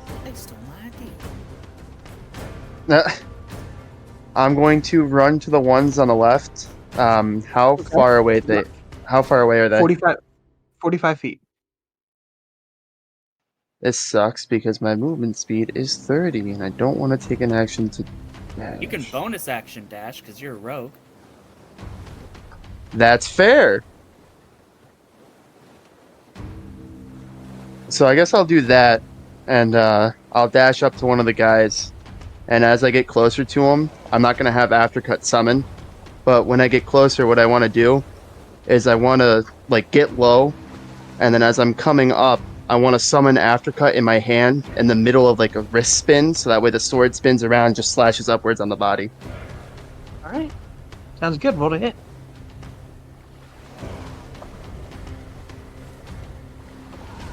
Does a 19 hit? That will hit.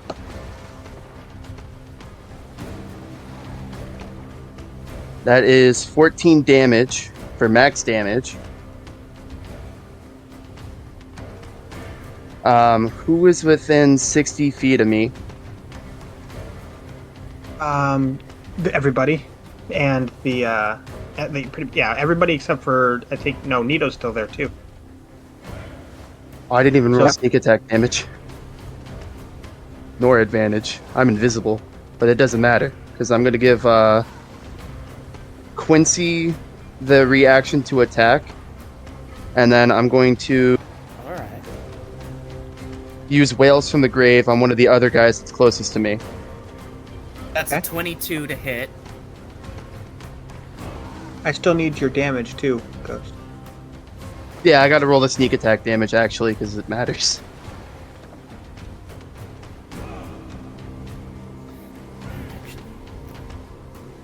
17 sneak attack damage, and then Yeah, he's done. I shoot another for. How do you? All right. Never mind. You ghosts go. You illustrate what happens, Ghost. Yeah, so as I'm running up, I take my sword, like I summon the sword from the pocket dimension, do the super cool sword spin, slash up the body, like toss it up, catch it so it's facing like backwards, slash down the body, look at another guy, and then deal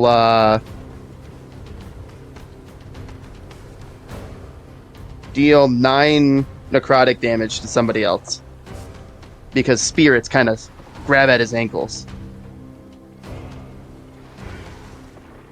Is the person he dealt 9 damage to still alive? No, he's down too. With the reaction, I dealt 12 damage in a single shot because I can re-roll my damage once per turn with a piercing weapon. Okay. So I dealt 12 damage to just the third guy in that group of 3. As you drop the third guy, toast, done. Nice. And now the rest of them are all congregated towards the staircase. Okay. And that was my reaction, so that wasn't even my turn.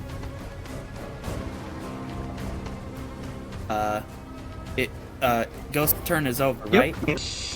That'll bring us up to you. Yep. That'll bring us up to you, Quincy. I'll walk 30 feet towards the guys at the staircase. How far away am I from them now? From the bottom of the staircase, you are about 100 feet. From the top of the staircase, you are about 280. Is it worth... I think... 100 feet is just out of the normal range of my gun, and I don't have sharpshooter yet. I think I'm going to dash and run another 30 feet closer, and lament that I don't have Apple here right now. And that'll be my turn. Alright, and that'll bring us to Briar. Can I get to within melee range of any of them with 40 feet of flying? No, not right now. Still got a lot of distance to cover. I will fly within 40 feet. What is the farthest one from me? Within 40 feet, you are now looking at about 90 feet currently. 90 feet still? Yep.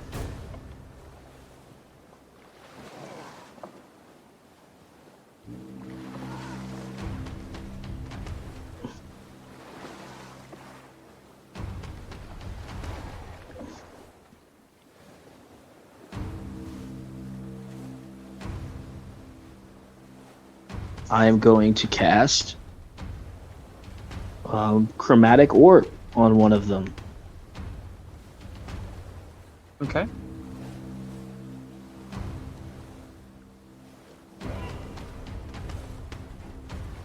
And that is a 9 to hit. That will miss. Alright, and that is my turn.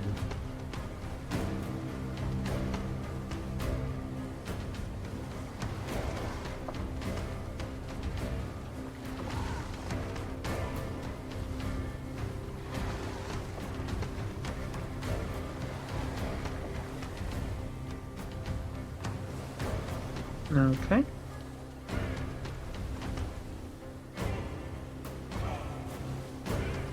And that will bring us to this one. Okay.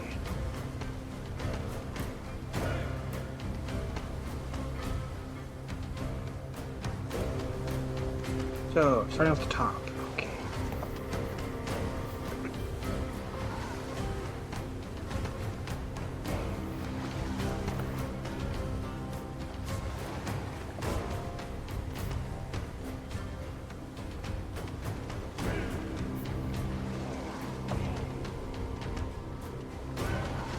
hole.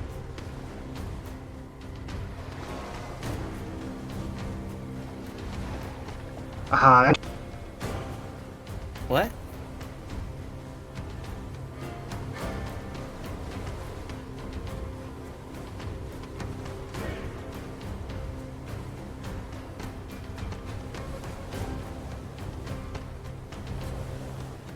Someone just got schwacked.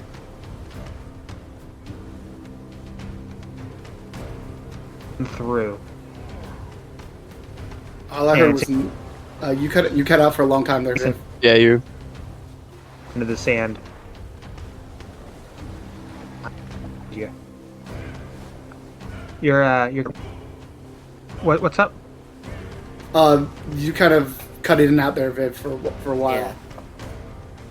We don't know what happened. We heard Nat, and then I don't know if it was a Nat 20 or a Nat 1.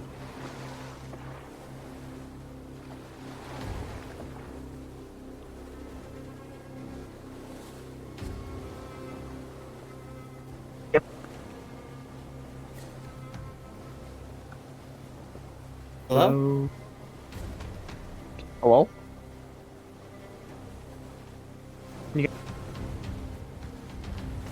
You're still cutting out. You guys hear me now? Yeah, I heard we that that one. last one. Yeah. Can you say Quincy's name? Quincy. Yeah, All right, I think We can hear you, but every so often it still sounds like you're connected. All right. How's that there? okay, Yeah, much it's better. Better. there we go. There's that lovely voice. Okay. So you hear a loud crack from the top of the stairs as a bullet passes straight through your right arm and into the sand beneath you. And got as shot? it does, Quincy. Me? Alright. Yep. As it does, that's going to be triple damage Oh on this. no. It's about Oh no! This is about to hurt. 'Cause that Oh, was yeah. it was a nat 20 with a 70%. Oof. Oh no. Quincy, are you gonna have an arm? We'll see. So Quincy's first been thing first. disarmed.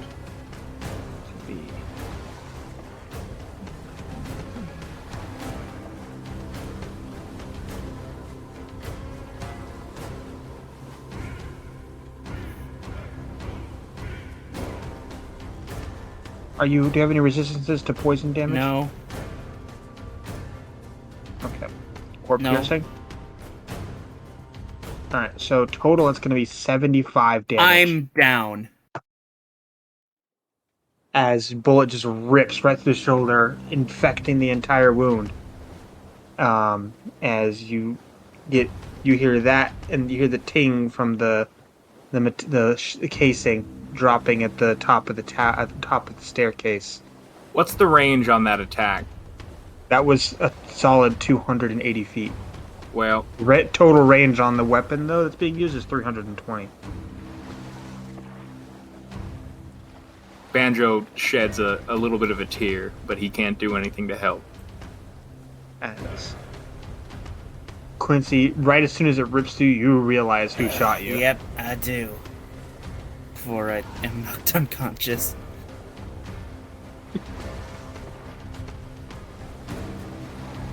Come on then now. Ain't y'all more gonna head on up the stairs, or y'all just gonna stay down there and take a nap? Excuse me, why does everybody with a gun have that accent? Is that a requirement? No, Yeah, no. they all come from the plain of Texas.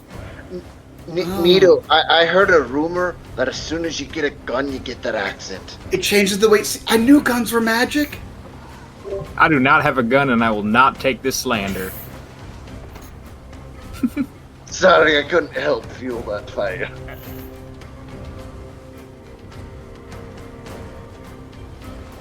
But seriously, we need to figure out how to save Quincy. Yep. Please.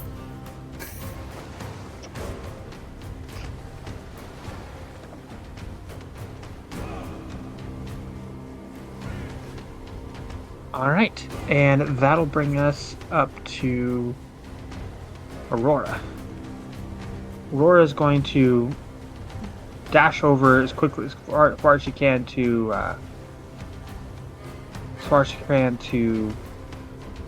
towards Quincy, and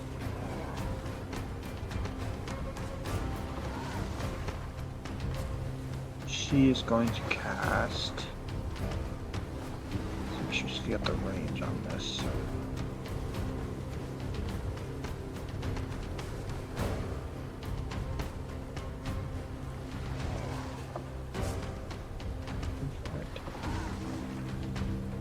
Okay.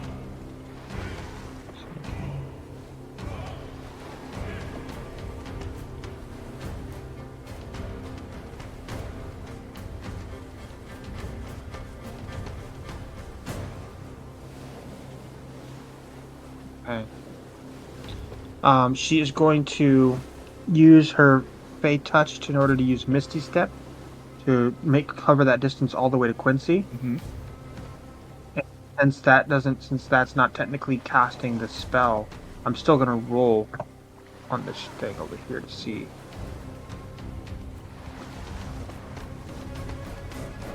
Okay, we're good. So she teleports all the way over towards you, and she's gonna cast the Healing Winds of Halcyona. And you're going to regain 1d4 hit points. This is also going to extend to Nito and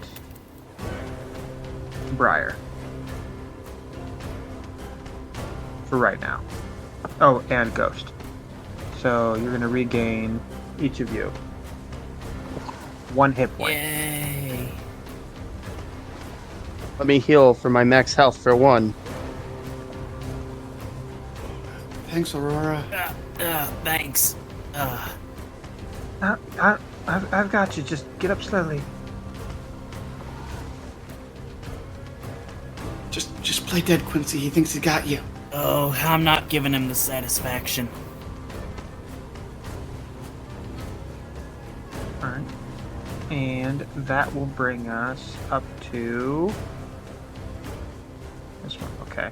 So the group near the bottom of the stairs are going to open fire. There are quite a few of them. 1, 2, 3, 4, 5, 6, and 2 bigger ones. Look like a bit more bulky.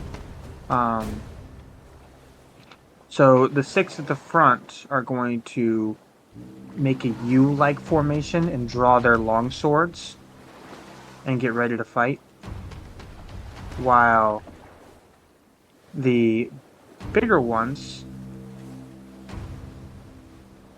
kind of scoot back over the stairs, draw double-barreled muskets, and point them directly at Aurora, who is now crossed into their line of fire.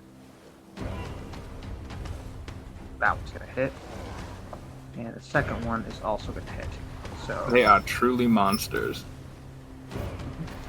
it's gonna be Nito just shouts out, "Shooting medics is a war crime!" yeah, as Aurora goes down immediately. Trover just, you hear like something come out of him, but you don't know what it is. It just kind of like a growl.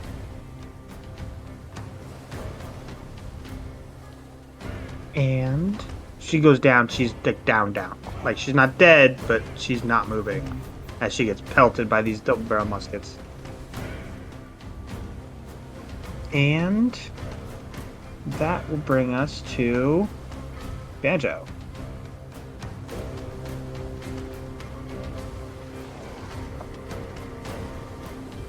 Well, that changes things, but all right. I'm gonna have a little sidebar with Jameson, if that's okay. I'm gonna say, all right, Jameson, listen, our one healer went down. I think we gotta go help her. I mean, one of our 2 healers, I should say. Yeah. I'm gonna kind of slap him on the side. I'm gonna give him a little bardic inspiration there. So that'll be a D6 that you can add to any ability check, attack roll, or saving throw. And Damn, bro, would have been real nice to get that when I rolled that nat 1. Listen, I don't know if that would have helped that much in that situation, but listen. I want to hold on to this invisibility because the moment I go for an attack, it's not going to be. I'm going to be out in the open again. But well, I suppose I should wait until my turn to do this. I'll hold it until my turn. All right. I'm gonna actually, you know what? Just because this isn't a concentration spell and I can just do it and it'll be done, I am going to, although I'm invisible, cast Disguise Self on myself and have myself look like one of these Bane followers. Just so you know, invisibility does drop regardless of whether or not the spell is Shit, there. you're right. I'm gonna hold that then, and fuck. So I'm not using any of my movement right now.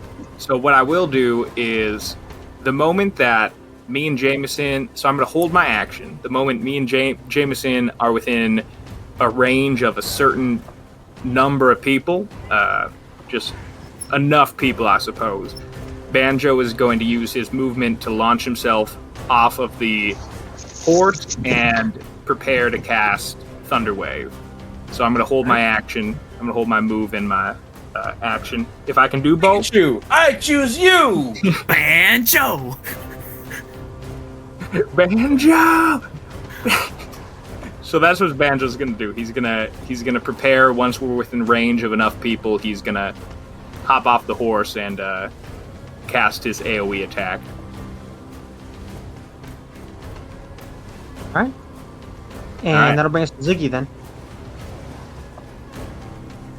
Great. I'm also on the mount. It is important to prioritize Aurora, but yeah, we'll still get. Will we get within 30 feet if we're stopping at Aurora to help heal her? Of any foe, I guess. I mean, you'll be getting in range of the foot soldiers and obviously the whoever shot Quincy. Good enough for me. All right, I'm going to hold my action also to hop off when we finish our movement on Jameson's turn. I'm going to hold 2 reckless attacks because my bonus action is a rage. Okay. So I'm just frothing on the mount. Let's do it! Frothing on the mount is not a phrase I needed to hear. Yeah. Alright, Jameson, that brings us up to you. Did I get skipped? Hell yeah. Wait, yeah, hold on. Make sure everyone else went before me, because I am dead last. You go, Trover. Yeah, you did, Trover. Go ahead. We have a certain bookmark.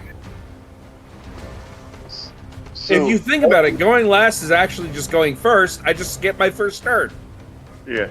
So all of you hear a weird sparrow call that echoes across this island and back towards the ship as Trover then starts growling as he literally just shoots forward 45 feet. Is there anyone within range of me in that 45 feet?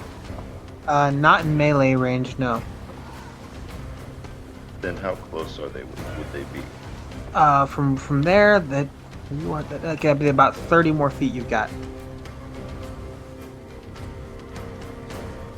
This is when Trover just yeets, literally just pulls a dart out of his bag and just throws one of these things at people. Just Alright. very, very upset that one of his friends is like, two of his friends are now on the ground, and just something snapped. All right, roll to hit. It. That is a modified 20. That will hit.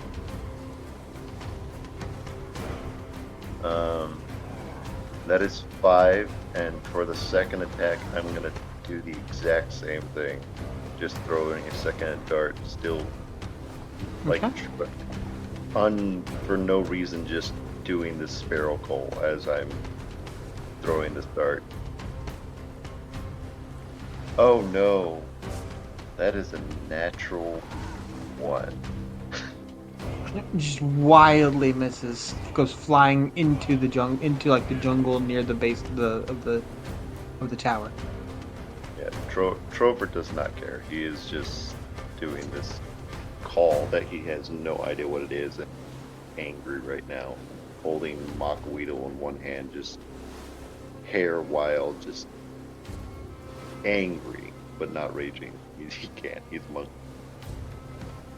All right. And then that will bring us to James. All right. How far is it from where I'm mounted to Aurora?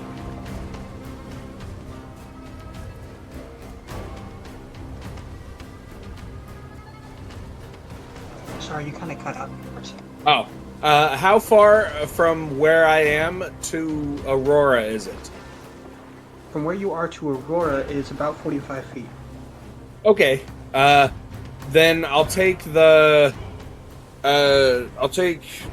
Shallow Darts. I don't remember the horse's name. Dark Smoke. Dark Smoke. Dark Smoke. Dark Smoke. I'll take Dark Smoke's move action to get to Aurora. Reach down while staying mounted, and slap her with 20 points of lay on hands. Alright, that brings her almost all the way back to full health.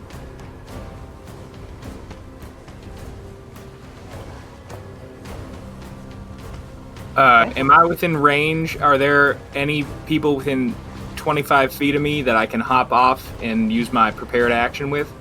Oh, we're not done moving. All right.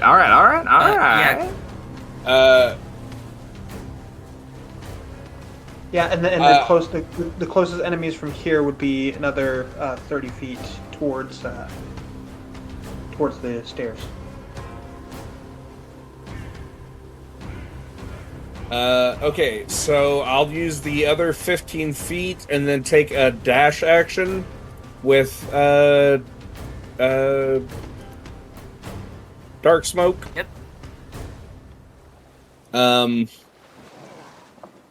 And that gives us an extra, so that's an extra 85 feet, 75 feet of movement. So we're just gonna beeline it towards the tower. Towards wherever that sniper is. Up the stairs, you have to go through the line that's guarding the front of the stairs. Then we're gonna hit that line. Then I'm gonna hit that line. I'm gonna hop off that horse. And I'm gonna do the thunder wave if I can. Okay. All right.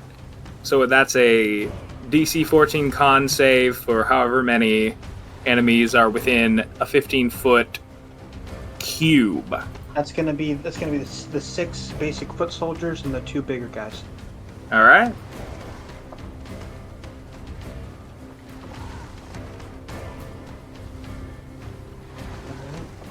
I will also let Dal Calabax sing as I hop off.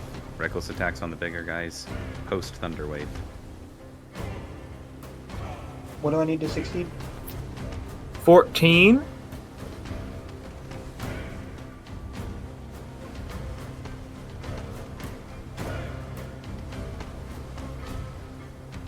Two successes. The rest are failure. On the little guys, and then the big guys.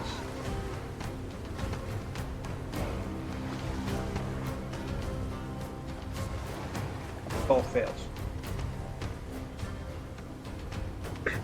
So, for all, do you want me to just roll damage for all of them? Yep. All right. So that's gonna be. All right, that's gonna be 10 for all that failed and 5 for all that succeeded. All right. As the basic foot soldiers all drop. Great. That's Look back at Ziggy and I'm like, all right. my turn. Let's And sing. the two bigger guys look like they still got a lot of fight left in them. Good. 23 for my first hit. Roll to hit on the bigger guy, Ziggy. Yep, 23 on the first one. That'll hit. Great. That's 6 normal damage, or I guess piercing damage, plus 2 rage damage, plus 1 second, 5 thunder. Oh, there we go. 2. And then thunder. 4 thunder damage. 4 thunder. Okay. Yep, and I do have a second attack now, thanks to the one shot. So. He's still feeling pretty good. So. All right, I'll take my second shot at him then. Stay on 1. There we go. That's what I'm talking about. A nat 20 and a nat 1. So that's a 28 to hit. Thank you, reckless attack. So I would like you to be percentage on that nat 20, please. Sure thing.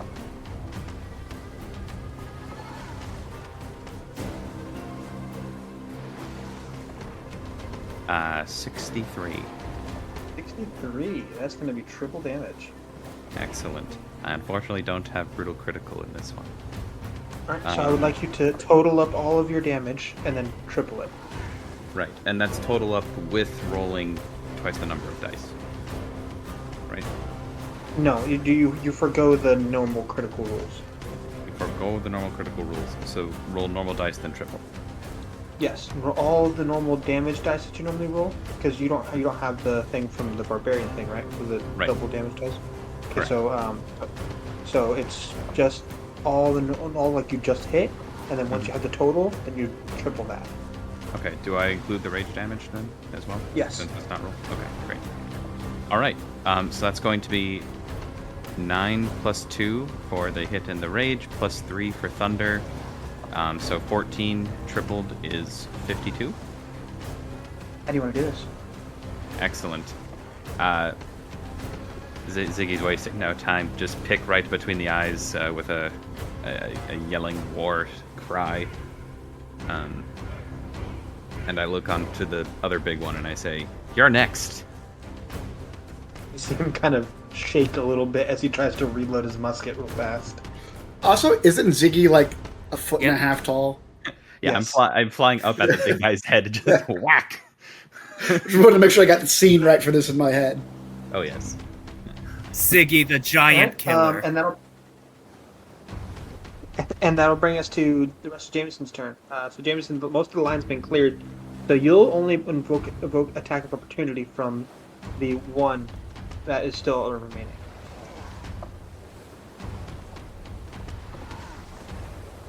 If you're trying. Yep, mic was muted. Yeah, I'll take it. We're charging through. All right, so it should be just the one attack of opportunity. That's not going to hit. That was a 4.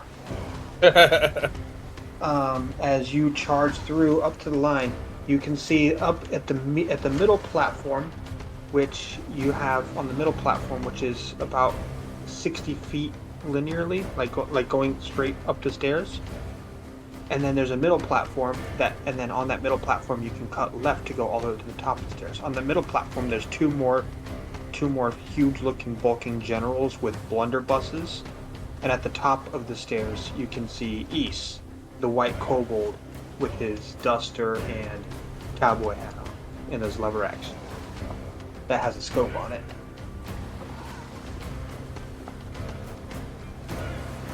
And so I assume you're making it for all the way through?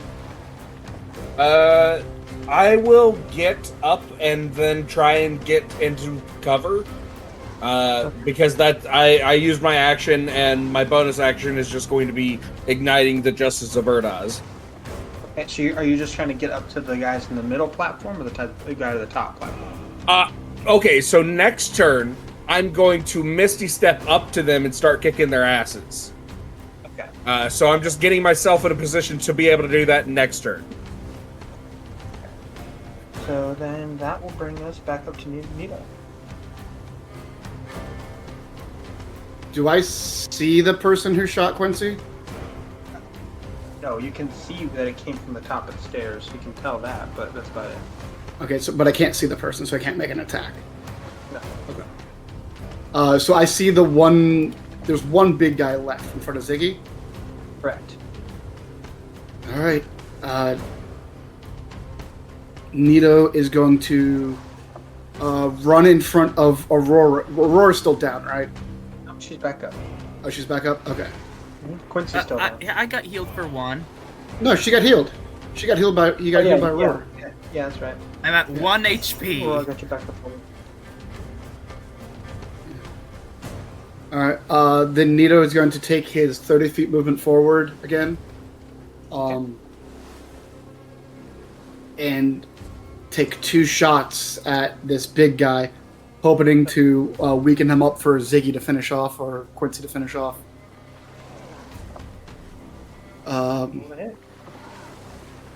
First attack is a nat 20. Nice. Hell yeah!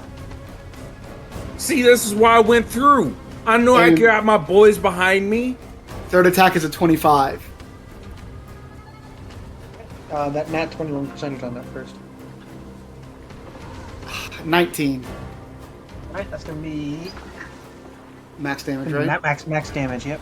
Okay, so that's 13 plus 8 for Dreadful Strikes. And actually, you know what? I'm going to make him my favorite. I'm going to mark him as favored foe as well. So that's 13 plus 12 for 25. Alright, 25 total damage? Yes. Alright, he's still up with that second damage. That's 6 plus 3. 9. 6 and then 3.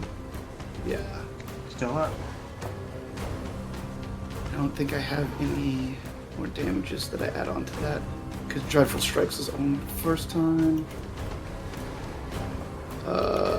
Yeah, that is it. But I am going to run in front of Quincy, I guess, and just try to give him cover. And it's like, Quincy, if you need time to recover, I got you. Thanks. Alright. And that'll bring us kind to of go. just like arms out, just piccoloing in front of him. Right, Is it- bring us up to Ghost. Is it possible for me with 60 feet of movement to get to a spot where I can see ice or east? No. He's all the way at the top of the stairs. All right. Question 2: Is it possible for me to get within 60 feet of Jameson? Not from where you are currently. All right. I guess I'm gonna move closer to the guy that Ziggy was attacking, and I'm just gonna throw aftercut at the guy. Hey, roll to hit. You realize you realize you don't add your proficiency bonus to this, right? Yeah, but I'm also invisible, so I have advantage.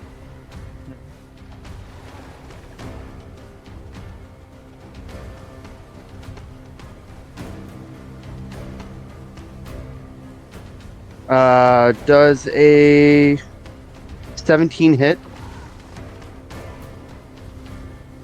A 17 does hit. Hell yeah. So that's 13 aftercut damage. Alright. And then is Ziggy within 60 feet of me? Yes. I'm going to give him the reaction to make an attack again. Okay. And then summon aftercut back into my hand. Alright. Ziggy, you can attack again. Alright, I'll do it recklessly. Of course.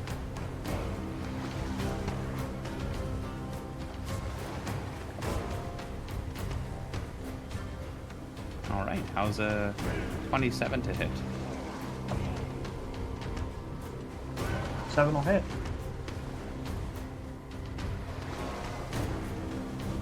Oh, not rolling.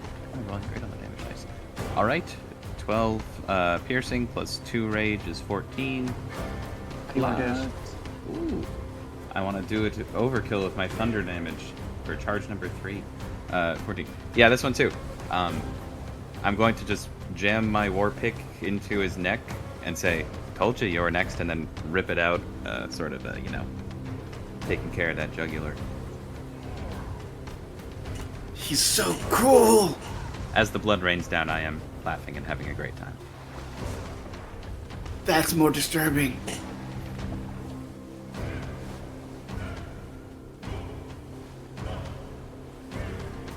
Okay. Will that be the end of your turn, Ghost? Yeah, because I used the movement to move, my bonus action to dash, and then made my attack reaction. Alright, and that'll bring us up to Quincy. Alright, okay, from where I am, can I see East since he shot me? You can see, yes, but he's still out of your range. How far away is he again? 280 Okay. feet. I do have I have 2 questions about this crit blessing. One, does it work even if you have disadvantage on the roll? Yeah, so you forgo whatever happens on you can still roll. And then you can just forgo that entire roll and get a crit instead. It basically allows you to auto crit on one thing. And 2, do I feel like I would be able to save this for my fight with Mr. Rose, or is it a today thing? This feels like a today. Okay. Then there's really only one thing I can do. I will walk 30 feet closer, kind of casually up the stairs. I will spend all 3 grit points, but gain 1 back because I'm critting, to do Violent Shot, which adds an extra d10 to for every grit point I spend. And I'm going to level my gun at East and try to what can I see East's face if I walk 30 feet closer? Yeah, you can see his face. You can see him aiming down his down his scope, tracking your movement, getting ready to lay another shot on you. Does it look damaged from when I shot the? Yeah, he still has the scar on the head. Are both of his eyes okay, or is one of them like messed up?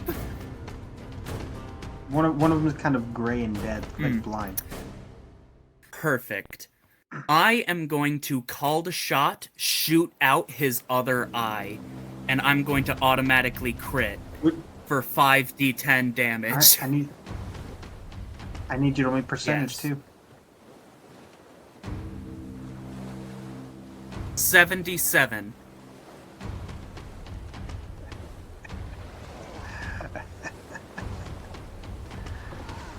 What? So as the bullet travels, you see it pierce the glass of the scope into his good eye. And I would like you to roll me full damage, tripled, and then you're going to add a status effect to that status effect going to be blinded. Yeah, pretty obviously. And I need you to roll me all that damage, let's please. see. Okay, so that's... I'm gonna re-roll one of the damage dice, so 21 plus... So that's 15d10, right? Dang it. Jesus. 23 plus 5 is 28. 28 times 3 is 84. 84 damage.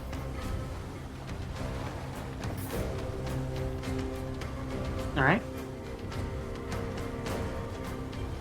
Is he dead? No. Said 84, yeah, right? 84. Total? hold on. Let me look at the wording of. Because you've tripled everything. Yes, I did triple everything. I did 5d10 because it was. Because yeah, with Piercer I add another d10. Well, hold on. Once per turn I reroll 1 dice, and I rerolled my 1 dice and got a 2 again, so not very lucky.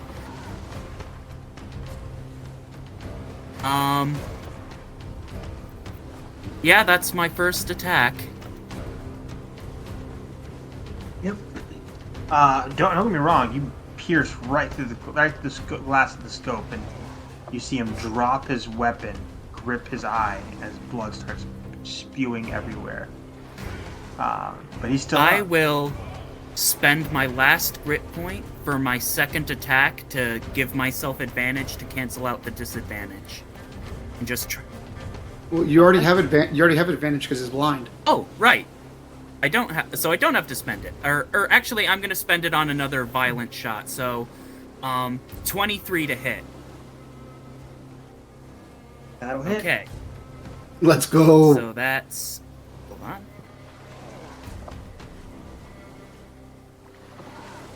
Go Lindsay! Hell yeah! That's 13 damage.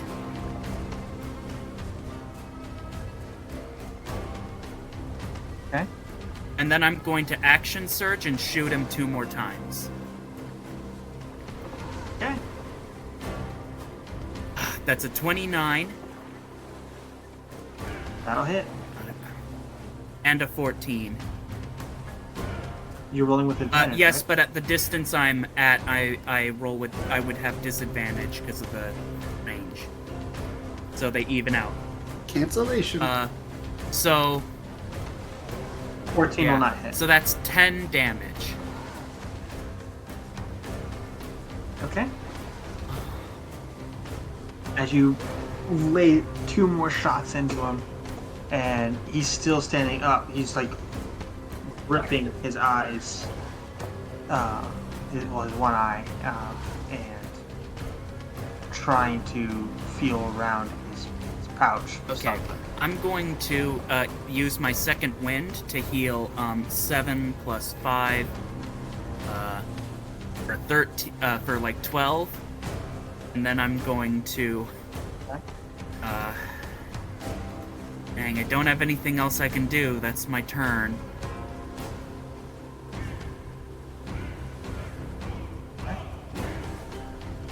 Then that'll bring us to Briar.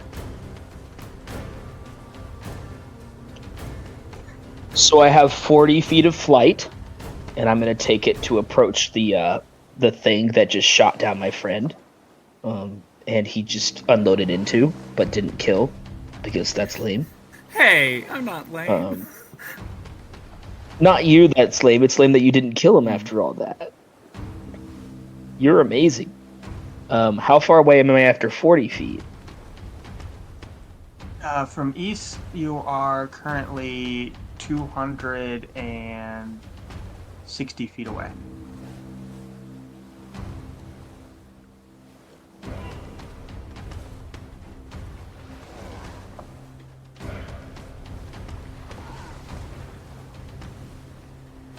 That's too far away. Dang it.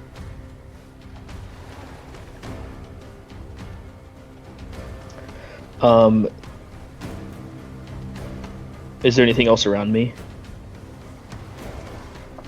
Well, all the enemies near the bottom are already taken care of, so the closest enemy would be 70 feet up the stairs. The 2 that Jameson is around right now.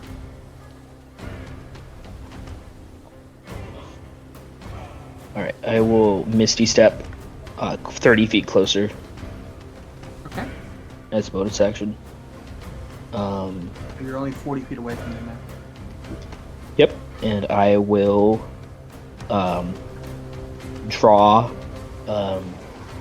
my scimitar. Is it moonlit right now? It is.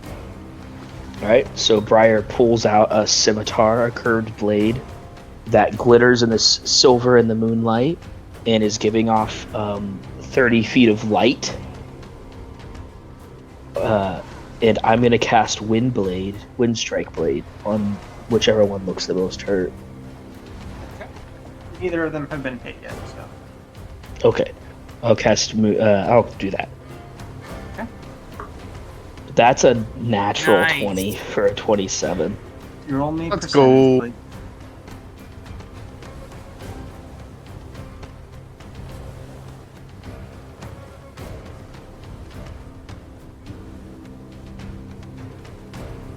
Okay, that's only a 55. 55. Okay. And I'm assuming that these creatures do not count as demons. No, they do not. That's gonna be triple damage though. Gotcha.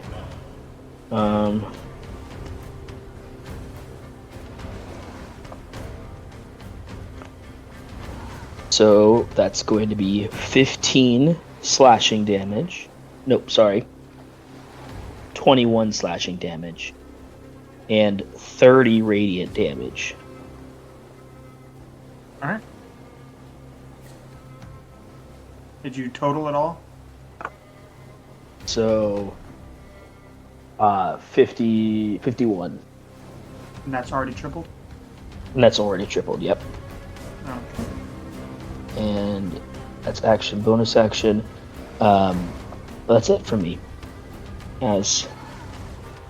Yeah. Alright, still up. Alright. That'll bring us to East. So let's roll. Let's just roll to see whether or not he will find us or not. Alright, you see him pull something from his pouch and crush it in his hand. And as he does, you see his body start to contort. And that's going to be his entire turn. As his whole body starts to contort and twist and snap. Oh, in come place. on.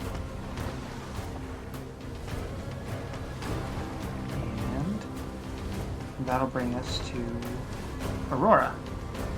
Having fully just gotten wrecked that last time. A little bit upset with herself. She's going to cast Tendrils of Life. So, starting off with who looks injured around here. I know Quincy. Nito is full health. He's looking Ghost is phenomenal. Ghost is also full health. Is Briar is also full health. Aurora sees him like growling, really like as he's nearby, but just growling. The look on his face is completely different than normal. Okay. So that's going to be Quincy. You're going to get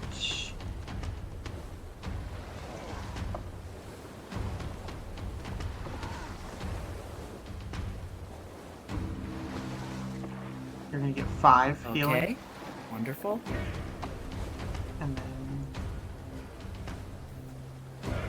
Aurora's gonna get 1 more. No. And then since she has to pick a third ally anyways, it's gonna be Give it to Bucket. He needs it.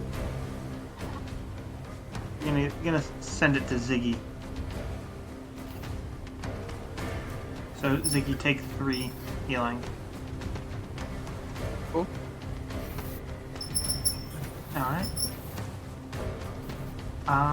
And that will be the end of Aurora's turn. She's gonna stay back a little bit behind you all.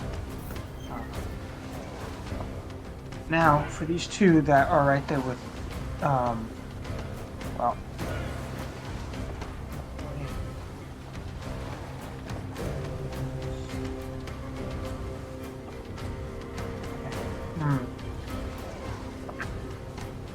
for these two that are right there with Jameson and Briar. First one is going to make attack on Jameson. That is a 13 to hit. Does not hit. And the second one's going to make an attack on Briar.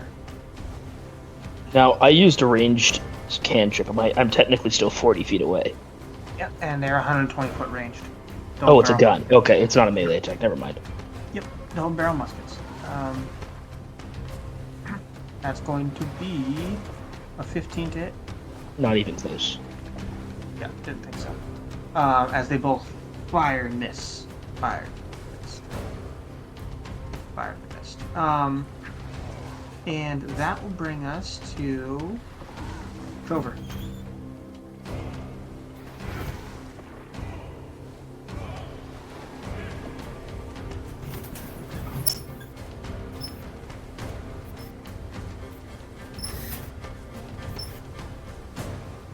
How far am I from the bottom of the tower now? You are currently 40 feet away from the bottom of the tower. And how far is it up to the floor that Jameson is at?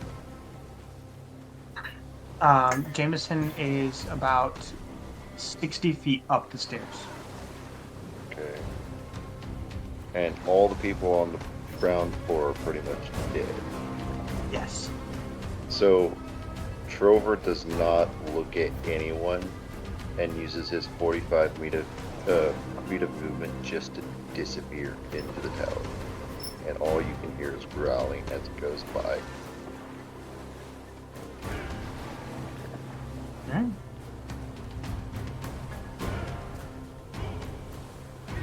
Is there anything else you're doing?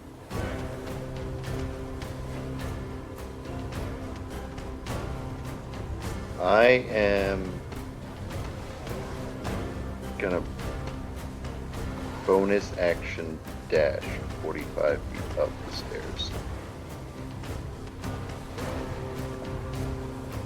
Right. Well, and that will bring us to Banjo.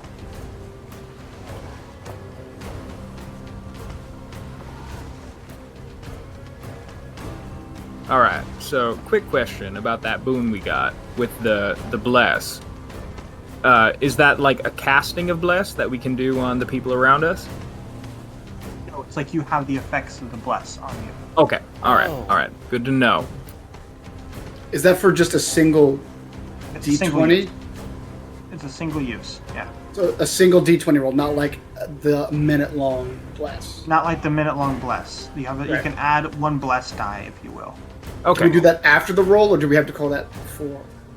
You have to call it. Okay. Gotcha. All right. And that's a reaction if we want to use that, I assume? What's that? Is that a reaction if we want to use that? No, you can just use it. You can add Free ac- basically. You can, free action. Yeah, you can free action add a D4 to any roll. Okay. That's very good to know. So, is Quincy within 60 feet of me? Yeah. All right. I'm going to look at him and I'm going to just say, friend, that was the most badass thing I've seen in quite some time. And I think next time, you're going to deliver the killing blow. And I'm going to give him a bardic inspiration as a bonus action. And then I'm going to look to Jameson and I'm going to say, I'm assuming we're riding right up to this dirty motherfucker, right? Quincy will put his hand on the side of his mouth and shout up, "He killed both of Jolene's parents, so extreme prejudice. Kill him with extreme prejudice." Does Nito hear this outside the tower? Yeah. Banjo's gonna pull out. He already kind of had it out, but like he's really gonna start strumming strings on it, preparing. As you see, the head of his banjo kind of starts to ignite with fire, and I'm gonna hold an action for on Jameson's turn when we reach within at least 120 feet of East. I'm gonna cast a firebolt spell with my fire banjo. Okay. And that shall be the end of my... Oh, and then I am going to use my movement, I suppose, to climb back on the horse with Jameson. All right. And that'll be my turn. All right. So you said you're gonna hit with the firebolt, right? I will try. Well, I will. So sorry. That was a held action for when I'm within 120 feet of him, of each. Okay. All right. Sounds good. All right. That'll bring us to Ziggy. Great. Yeah, I think I'm gonna let the I'm gonna let the mount squad continue up the stairs. And I'm just gonna keep. Are there more? I guess just grunts around on the staircase. There are the two that are in the middle, the middle platform that look a little bit bigger than the ones you just took down. Ah, excellent. Are they within 30 feet? Yes, actually, from where you are currently. Perfect. I'm gonna make my call as if I'm playing a game of pool, and then I'm gonna fly over to them, and I'm going to attack recklessly. All right. There's one that's a lot weaker than the other. Which one do you want? Whichever one comes up first, really. I'm just going by proximity. So. Okay. All right, here we go.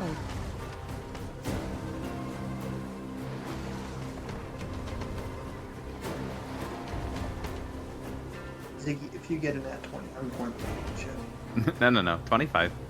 25 to hit. Just a 25. Just a 25, don't worry. Okay. 7 piercing damage plus 2 raging damage is 9 damage plus this is my 4th charge on the hammer, so an additional 4 thunder. Okay, got it. All right. And now second reckless. Oh, sorry, I didn't give that advantage. So let's see what comes out. Second roll. Just a crit fish, maybe. All right, 23 to hit. That'll hit. Yep. Great. So that's 11 piercing, 2 rage is 13, and now this is my 5th charge, so I believe this turn it pops up to a d6 for thunder. Great. So 13 damage plus another 4 thunder damage. And I oh, and you know what? I have my bonus action, so I'm going to also do d4 psychic damage with my Harmony of Pain. All right. So an additional 3 psychic damage. Okay. And I'm going to shout after the mount, Jameson, Banjo, make sure you keep count. And that will be my turn. All right. Then that'll bring us up to Jameson. All right. Dark Smoke and I is just gonna head up the stairs. All right. You'll be provoking Are you heading for the top? Then you'll be provoking opportunity attacks from the 2 guys in the middle. Let them go. All right. So that's going to be Morning Star. Actually, they only have their so it's going to be this one. Okay. 18 to hit. Miss. And that's a miss too. Alright, as you dart past them, you are now, as with your full movement, you are now only 55 feet away from East. And that was that with Dark Smoke's movement? That was not Dark Smoke dashing. Okay, then we'll have him take a dash back to get me up there. All right. As you get all the way up to into melee with East. All right, and that provokes my prepared action, right? Yes. All right. So I don't have the spell prepared here on my Fire Banjo, just on the sheet, but I can roll my spell attack here. All right. Let's see. Is there a way? Is there a good way to do that? All right. I'm just gonna roll it manually and add +6. So that is a 22 to hit. On East, right? Or the riffraff? On East. Alright, roll a hit. That hit. Okay, sorry, that's a hit. Roll damage. All right. It's not gonna be crazy, gang, Every but little bit helps. this man hit my friend here. I'm gonna try to fuck his shit up. So that's a 7 damage on East. Alright, he's still up. 7 damage on 2d10. Is it 2d10? I think Are it's you level 5? I don't think Banjo's level 5 yet. Oh, okay. No, I'm level 4. That's 1d10. Banjo has not had I'm the using a legacy. magic item too, so it's not. Oh, gotcha. Yeah. Alright, so we're going to round out your turn, James? Yep. I'm going to... since I'm in melee distance with him, I'm going to... What am I gonna do? I have so many fun things I can do now. There's just so many options. You give me spells, and then...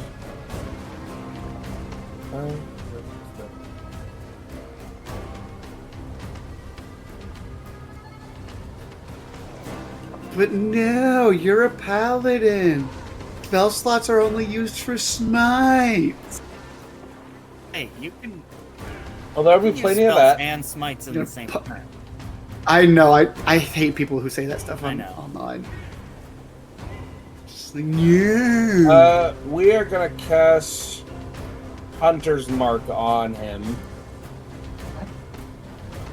Yeah, fuck this riffraff. I choose him as my quarry. And that'll make it so whenever I hit him with an attack, it'll do an extra 1d6. And then I'll go for a melee attack. Alright.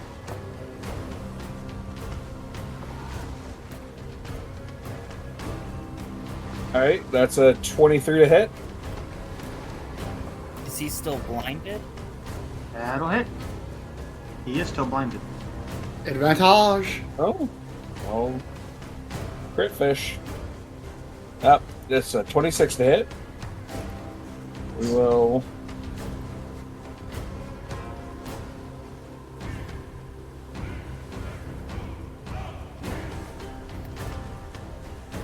$14... 19 plus 8... 27 on the first attack. And then I will drop a smite in there, which is 2d8, because I don't think he is a... so altogether 34, so... 34 on the first attack. Okay. Still up. Okay. I'll hit him again.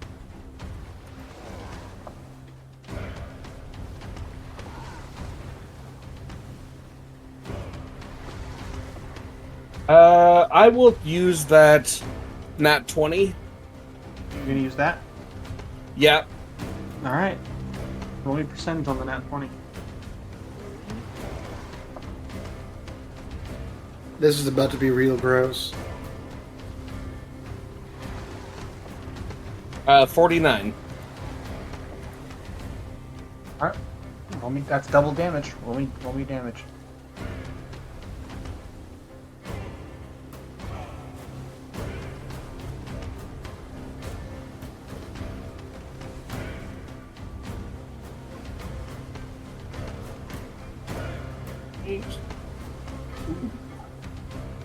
Okay, so 28.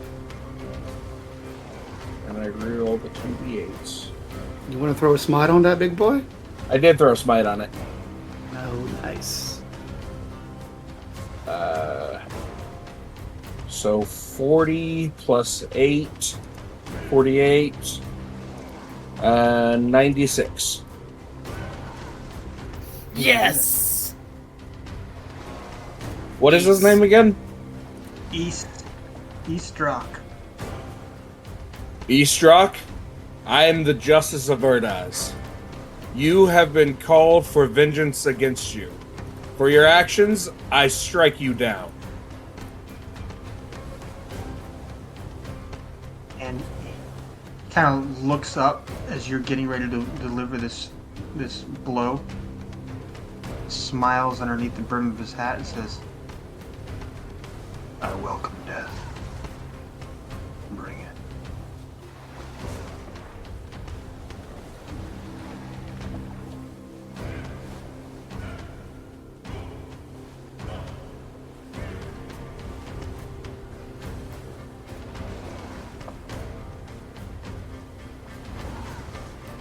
as he falls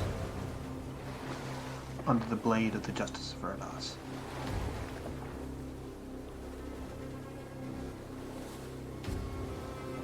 Unceremoniously,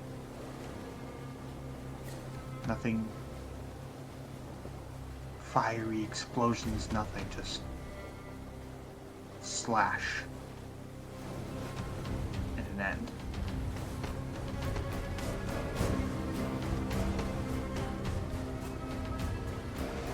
As the followers of the Bane look to see that their ally is down, dead,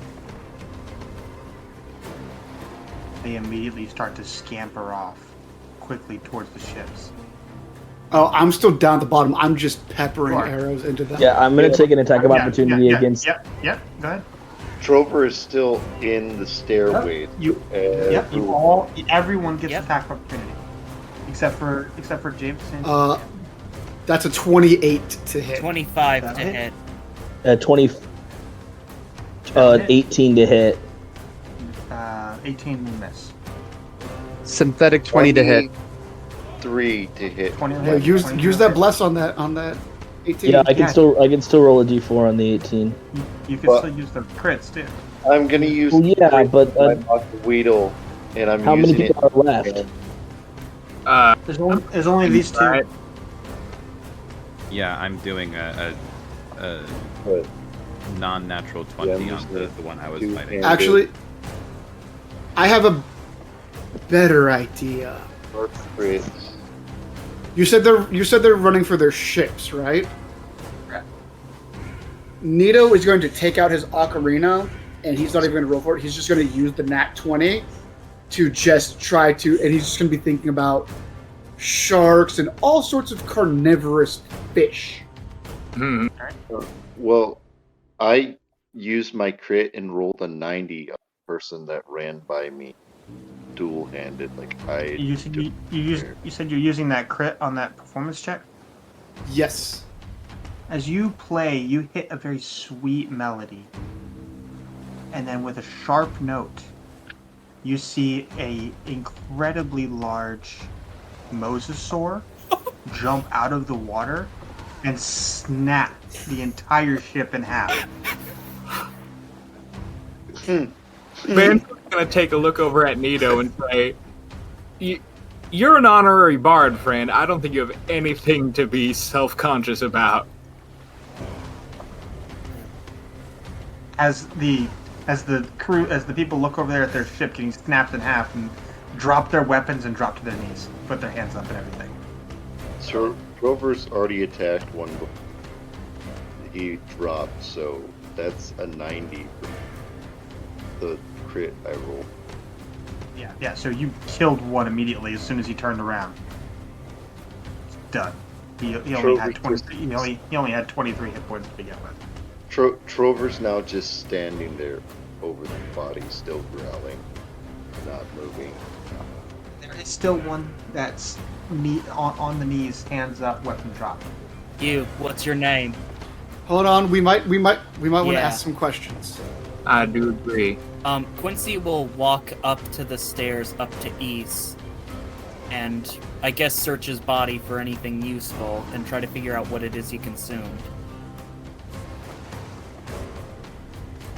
It looks like there's a broken potion bottle in his hand. It's powdered. It's got a powdered substance. Can I? Can I Yeah. try to figure out what Briar, it is? Can you identify this? Well, I can identify it after 10 minutes if we're not in a hurry, or I can try to make a quick investigation of it. Either will do. Is that Arcana? Yeah, Arcana. And I'm getting help. Yeah. I can help you. I'll take a look too. Okay, I'm rolling really poorly now, but there's a 12 with my +6. You have no idea. Is there any immediate danger around? No? I will go ahead. Besides maybe the mosasaur. I will go ahead and sit down and pull out my pearl and spend 10 minutes to identify this. I will. Yeah, I'll look for any other stuff that he had, like special bullets or guns or anything. Oh, I will put away Crestfall.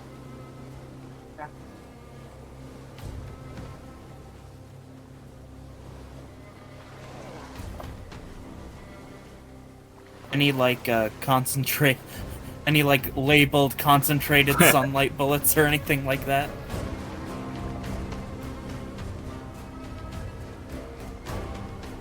Hey, you know, villains are infamous for keeping label makers on them. Right. Well, while Briar's occupied, I can try to help you identify anything you find. Yeah, I'd appreciate that.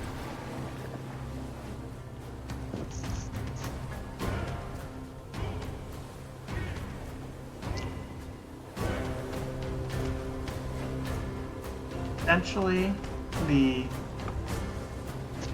potion, powdered potion, is a very odd and very heavily tweaked version of this spell.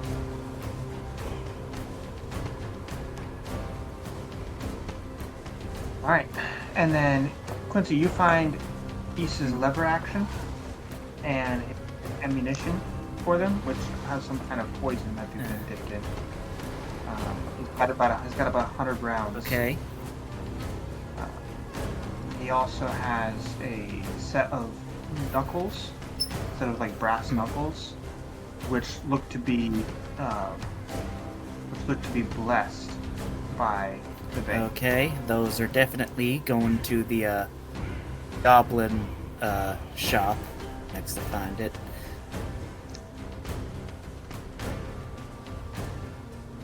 Other than that, he's got his normal vestments and clothes on, and he also has a satchel with a bunch of bounties in it.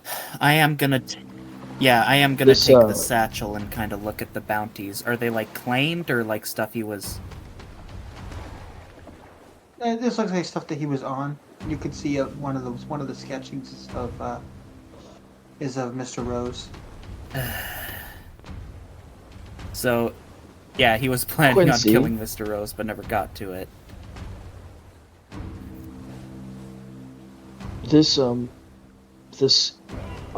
rival of yours was attempting some sort of magical exchange of souls, highly tampered with, but aiming to switch bodies with someone. Switch bodies with someone? At least that's the original basis of the type of magic he was using. The spell would normally swap your body with the body of another. Your soul between the two of them. I don't know exactly what his modifications were. What? Or where he got it from. Did he succeed?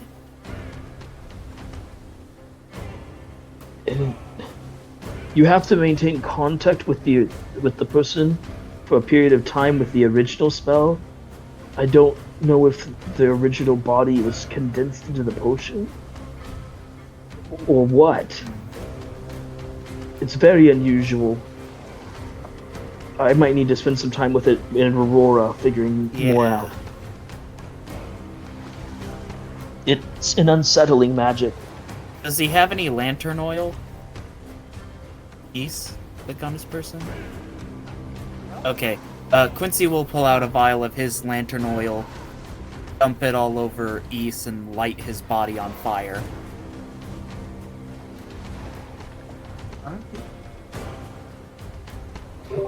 Can I just, because I imagine we have a bit of a rest and a day left, I'm going to toss a firebolt on the dead body of East, too. Alright. Did you grab Yes, the I lever did. action? I grabbed the gun and the bullets. Okay. And is there anyone that's doing anything else specific? I'm intimidating the fuck out of this one survivor. I'm gonna make you roll. Just I have the Chenkum to his neck, just like, tell me who told you about this, why you were here, He kinda everything looks about up- your mission. You see, he looks up at you with terrified eyes, and you see his mouth is sewn shut. Well, let's fix that, and I will just cut his mouth open a little bit, trying to be delicate with it. He opens his mouth, and you can see he has no tongue. You regrow his tongue, and you look further down his throat to see he has no vocal cords. Does You Aurora repair have his vocal cords. restoration at all? We're lower level. Probably Not not. that level. No, you know what? Can I'm gonna cast Charm Person on this individual. we must have someone who can do telepathic. He still has hands. He can read and write. Write down everything you know. And I'm going to cast Charm Person on him. If you would be a dear and just write down everything you know, we don't have to get violent with you like your friend over there. So- He begins to write. What is everyone doing meantime? Trover is silently making his way down the tower and going back to Aurora and just stand there and doesn't say a thing. Briar is going to be looking at walls and looking for inscriptions and sort of taking notes on everything that he can see and read and find. Banjo's gonna approach Quincy. He's just staring at Issa's burning body. I wish I'd been here for you, friend, in all these years. But I'm glad we can, this team that you found, can hopefully help you find a little bit of catharsis in this. Yeah. Just hope he... I just hope he's really gone and whatever he didn't just save him. We both know, we both have experience with people who just won't die. Oh, but I think this time Resurrection is a Dick. resurrection is a heresy to the Bane. yeah, but stealing someone else's body might be some kind of loophole he can justify. It'd be accurate for a follower of a being like the Bane, stick to your guns except to save yourself. Do so hate it when deities choose to follow the rules arbitrarily. I do think this Right. man is a coward. Yeah. What kind of individual shoots from a place where you can't see the opponent you're striking between the own eyes? Aurora, as Trover, are you okay?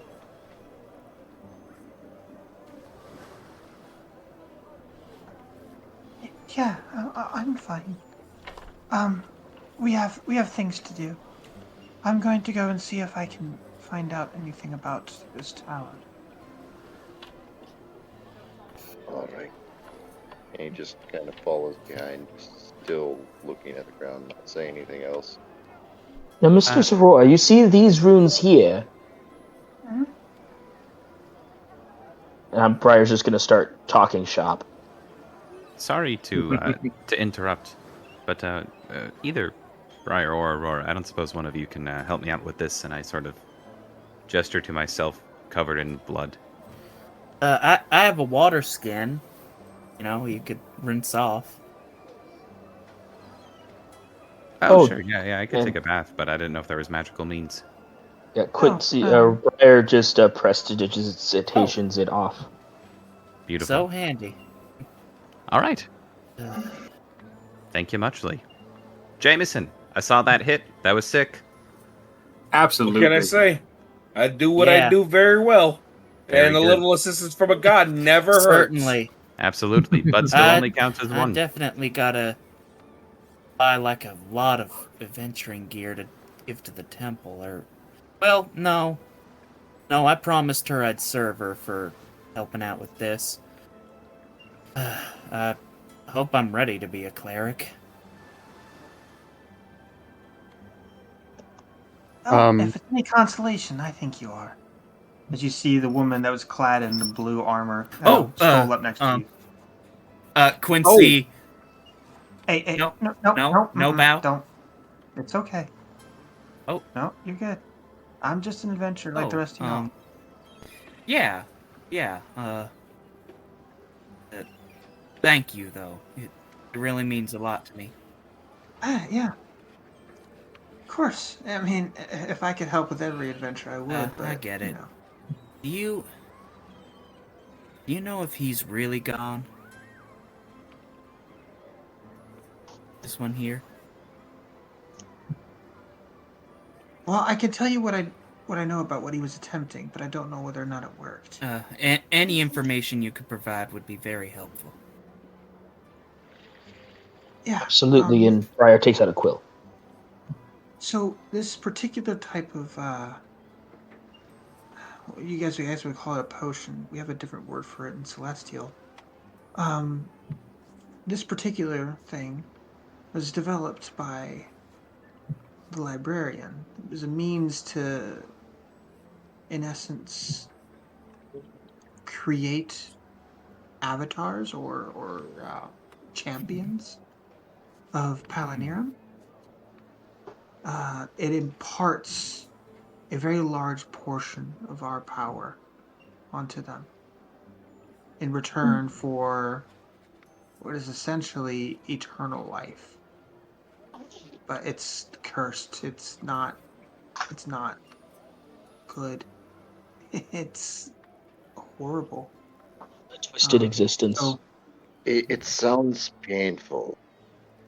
yeah, I mean, that's why none of us used it. Librarian locked it away in Skyward. And we hadn't seen it since. Does that mean that he was in Skyward? That's what it looks like. Well, you know what, Quincy? This man is dead. And if he does come back, the one thing that I do know is that unlike this person, we know what we stand for. And we ain't gonna find loopholes around it. Thank you, Banjo. Yeah. Well said. Well, since we've technically cleared it, do we need to rest before everyone I'll else rest when the shows rest. up? We should. Yeah. We should check the rest of the tower first, just in case. We may have cleared the Good bottom, idea. but we don't know what's above. Yeah. Also, we should probably check out what this guy wrote down. Yeah, And figure out how this works. You see the whisper kind of look off in the distance. There's a group of young teenagers in a sewer with a bunch of rats that need some assistance. First adventure. entertaining. I know. Memories. Quincy, thank you for being one true to their word. And she conjures and creates a holster. Oh. For you. Places it in front of you. Thank you. What's this for? Right. Silly. I just. By the way, Quincy, that rifle suits you. Yeah, I suppose I can, use a double use a gun like this. Well, one of these days you need to teach classes. As the kind of weird sparks dissipate around you as you're holding this holster, kind of looking around at the aftermath of the fight, and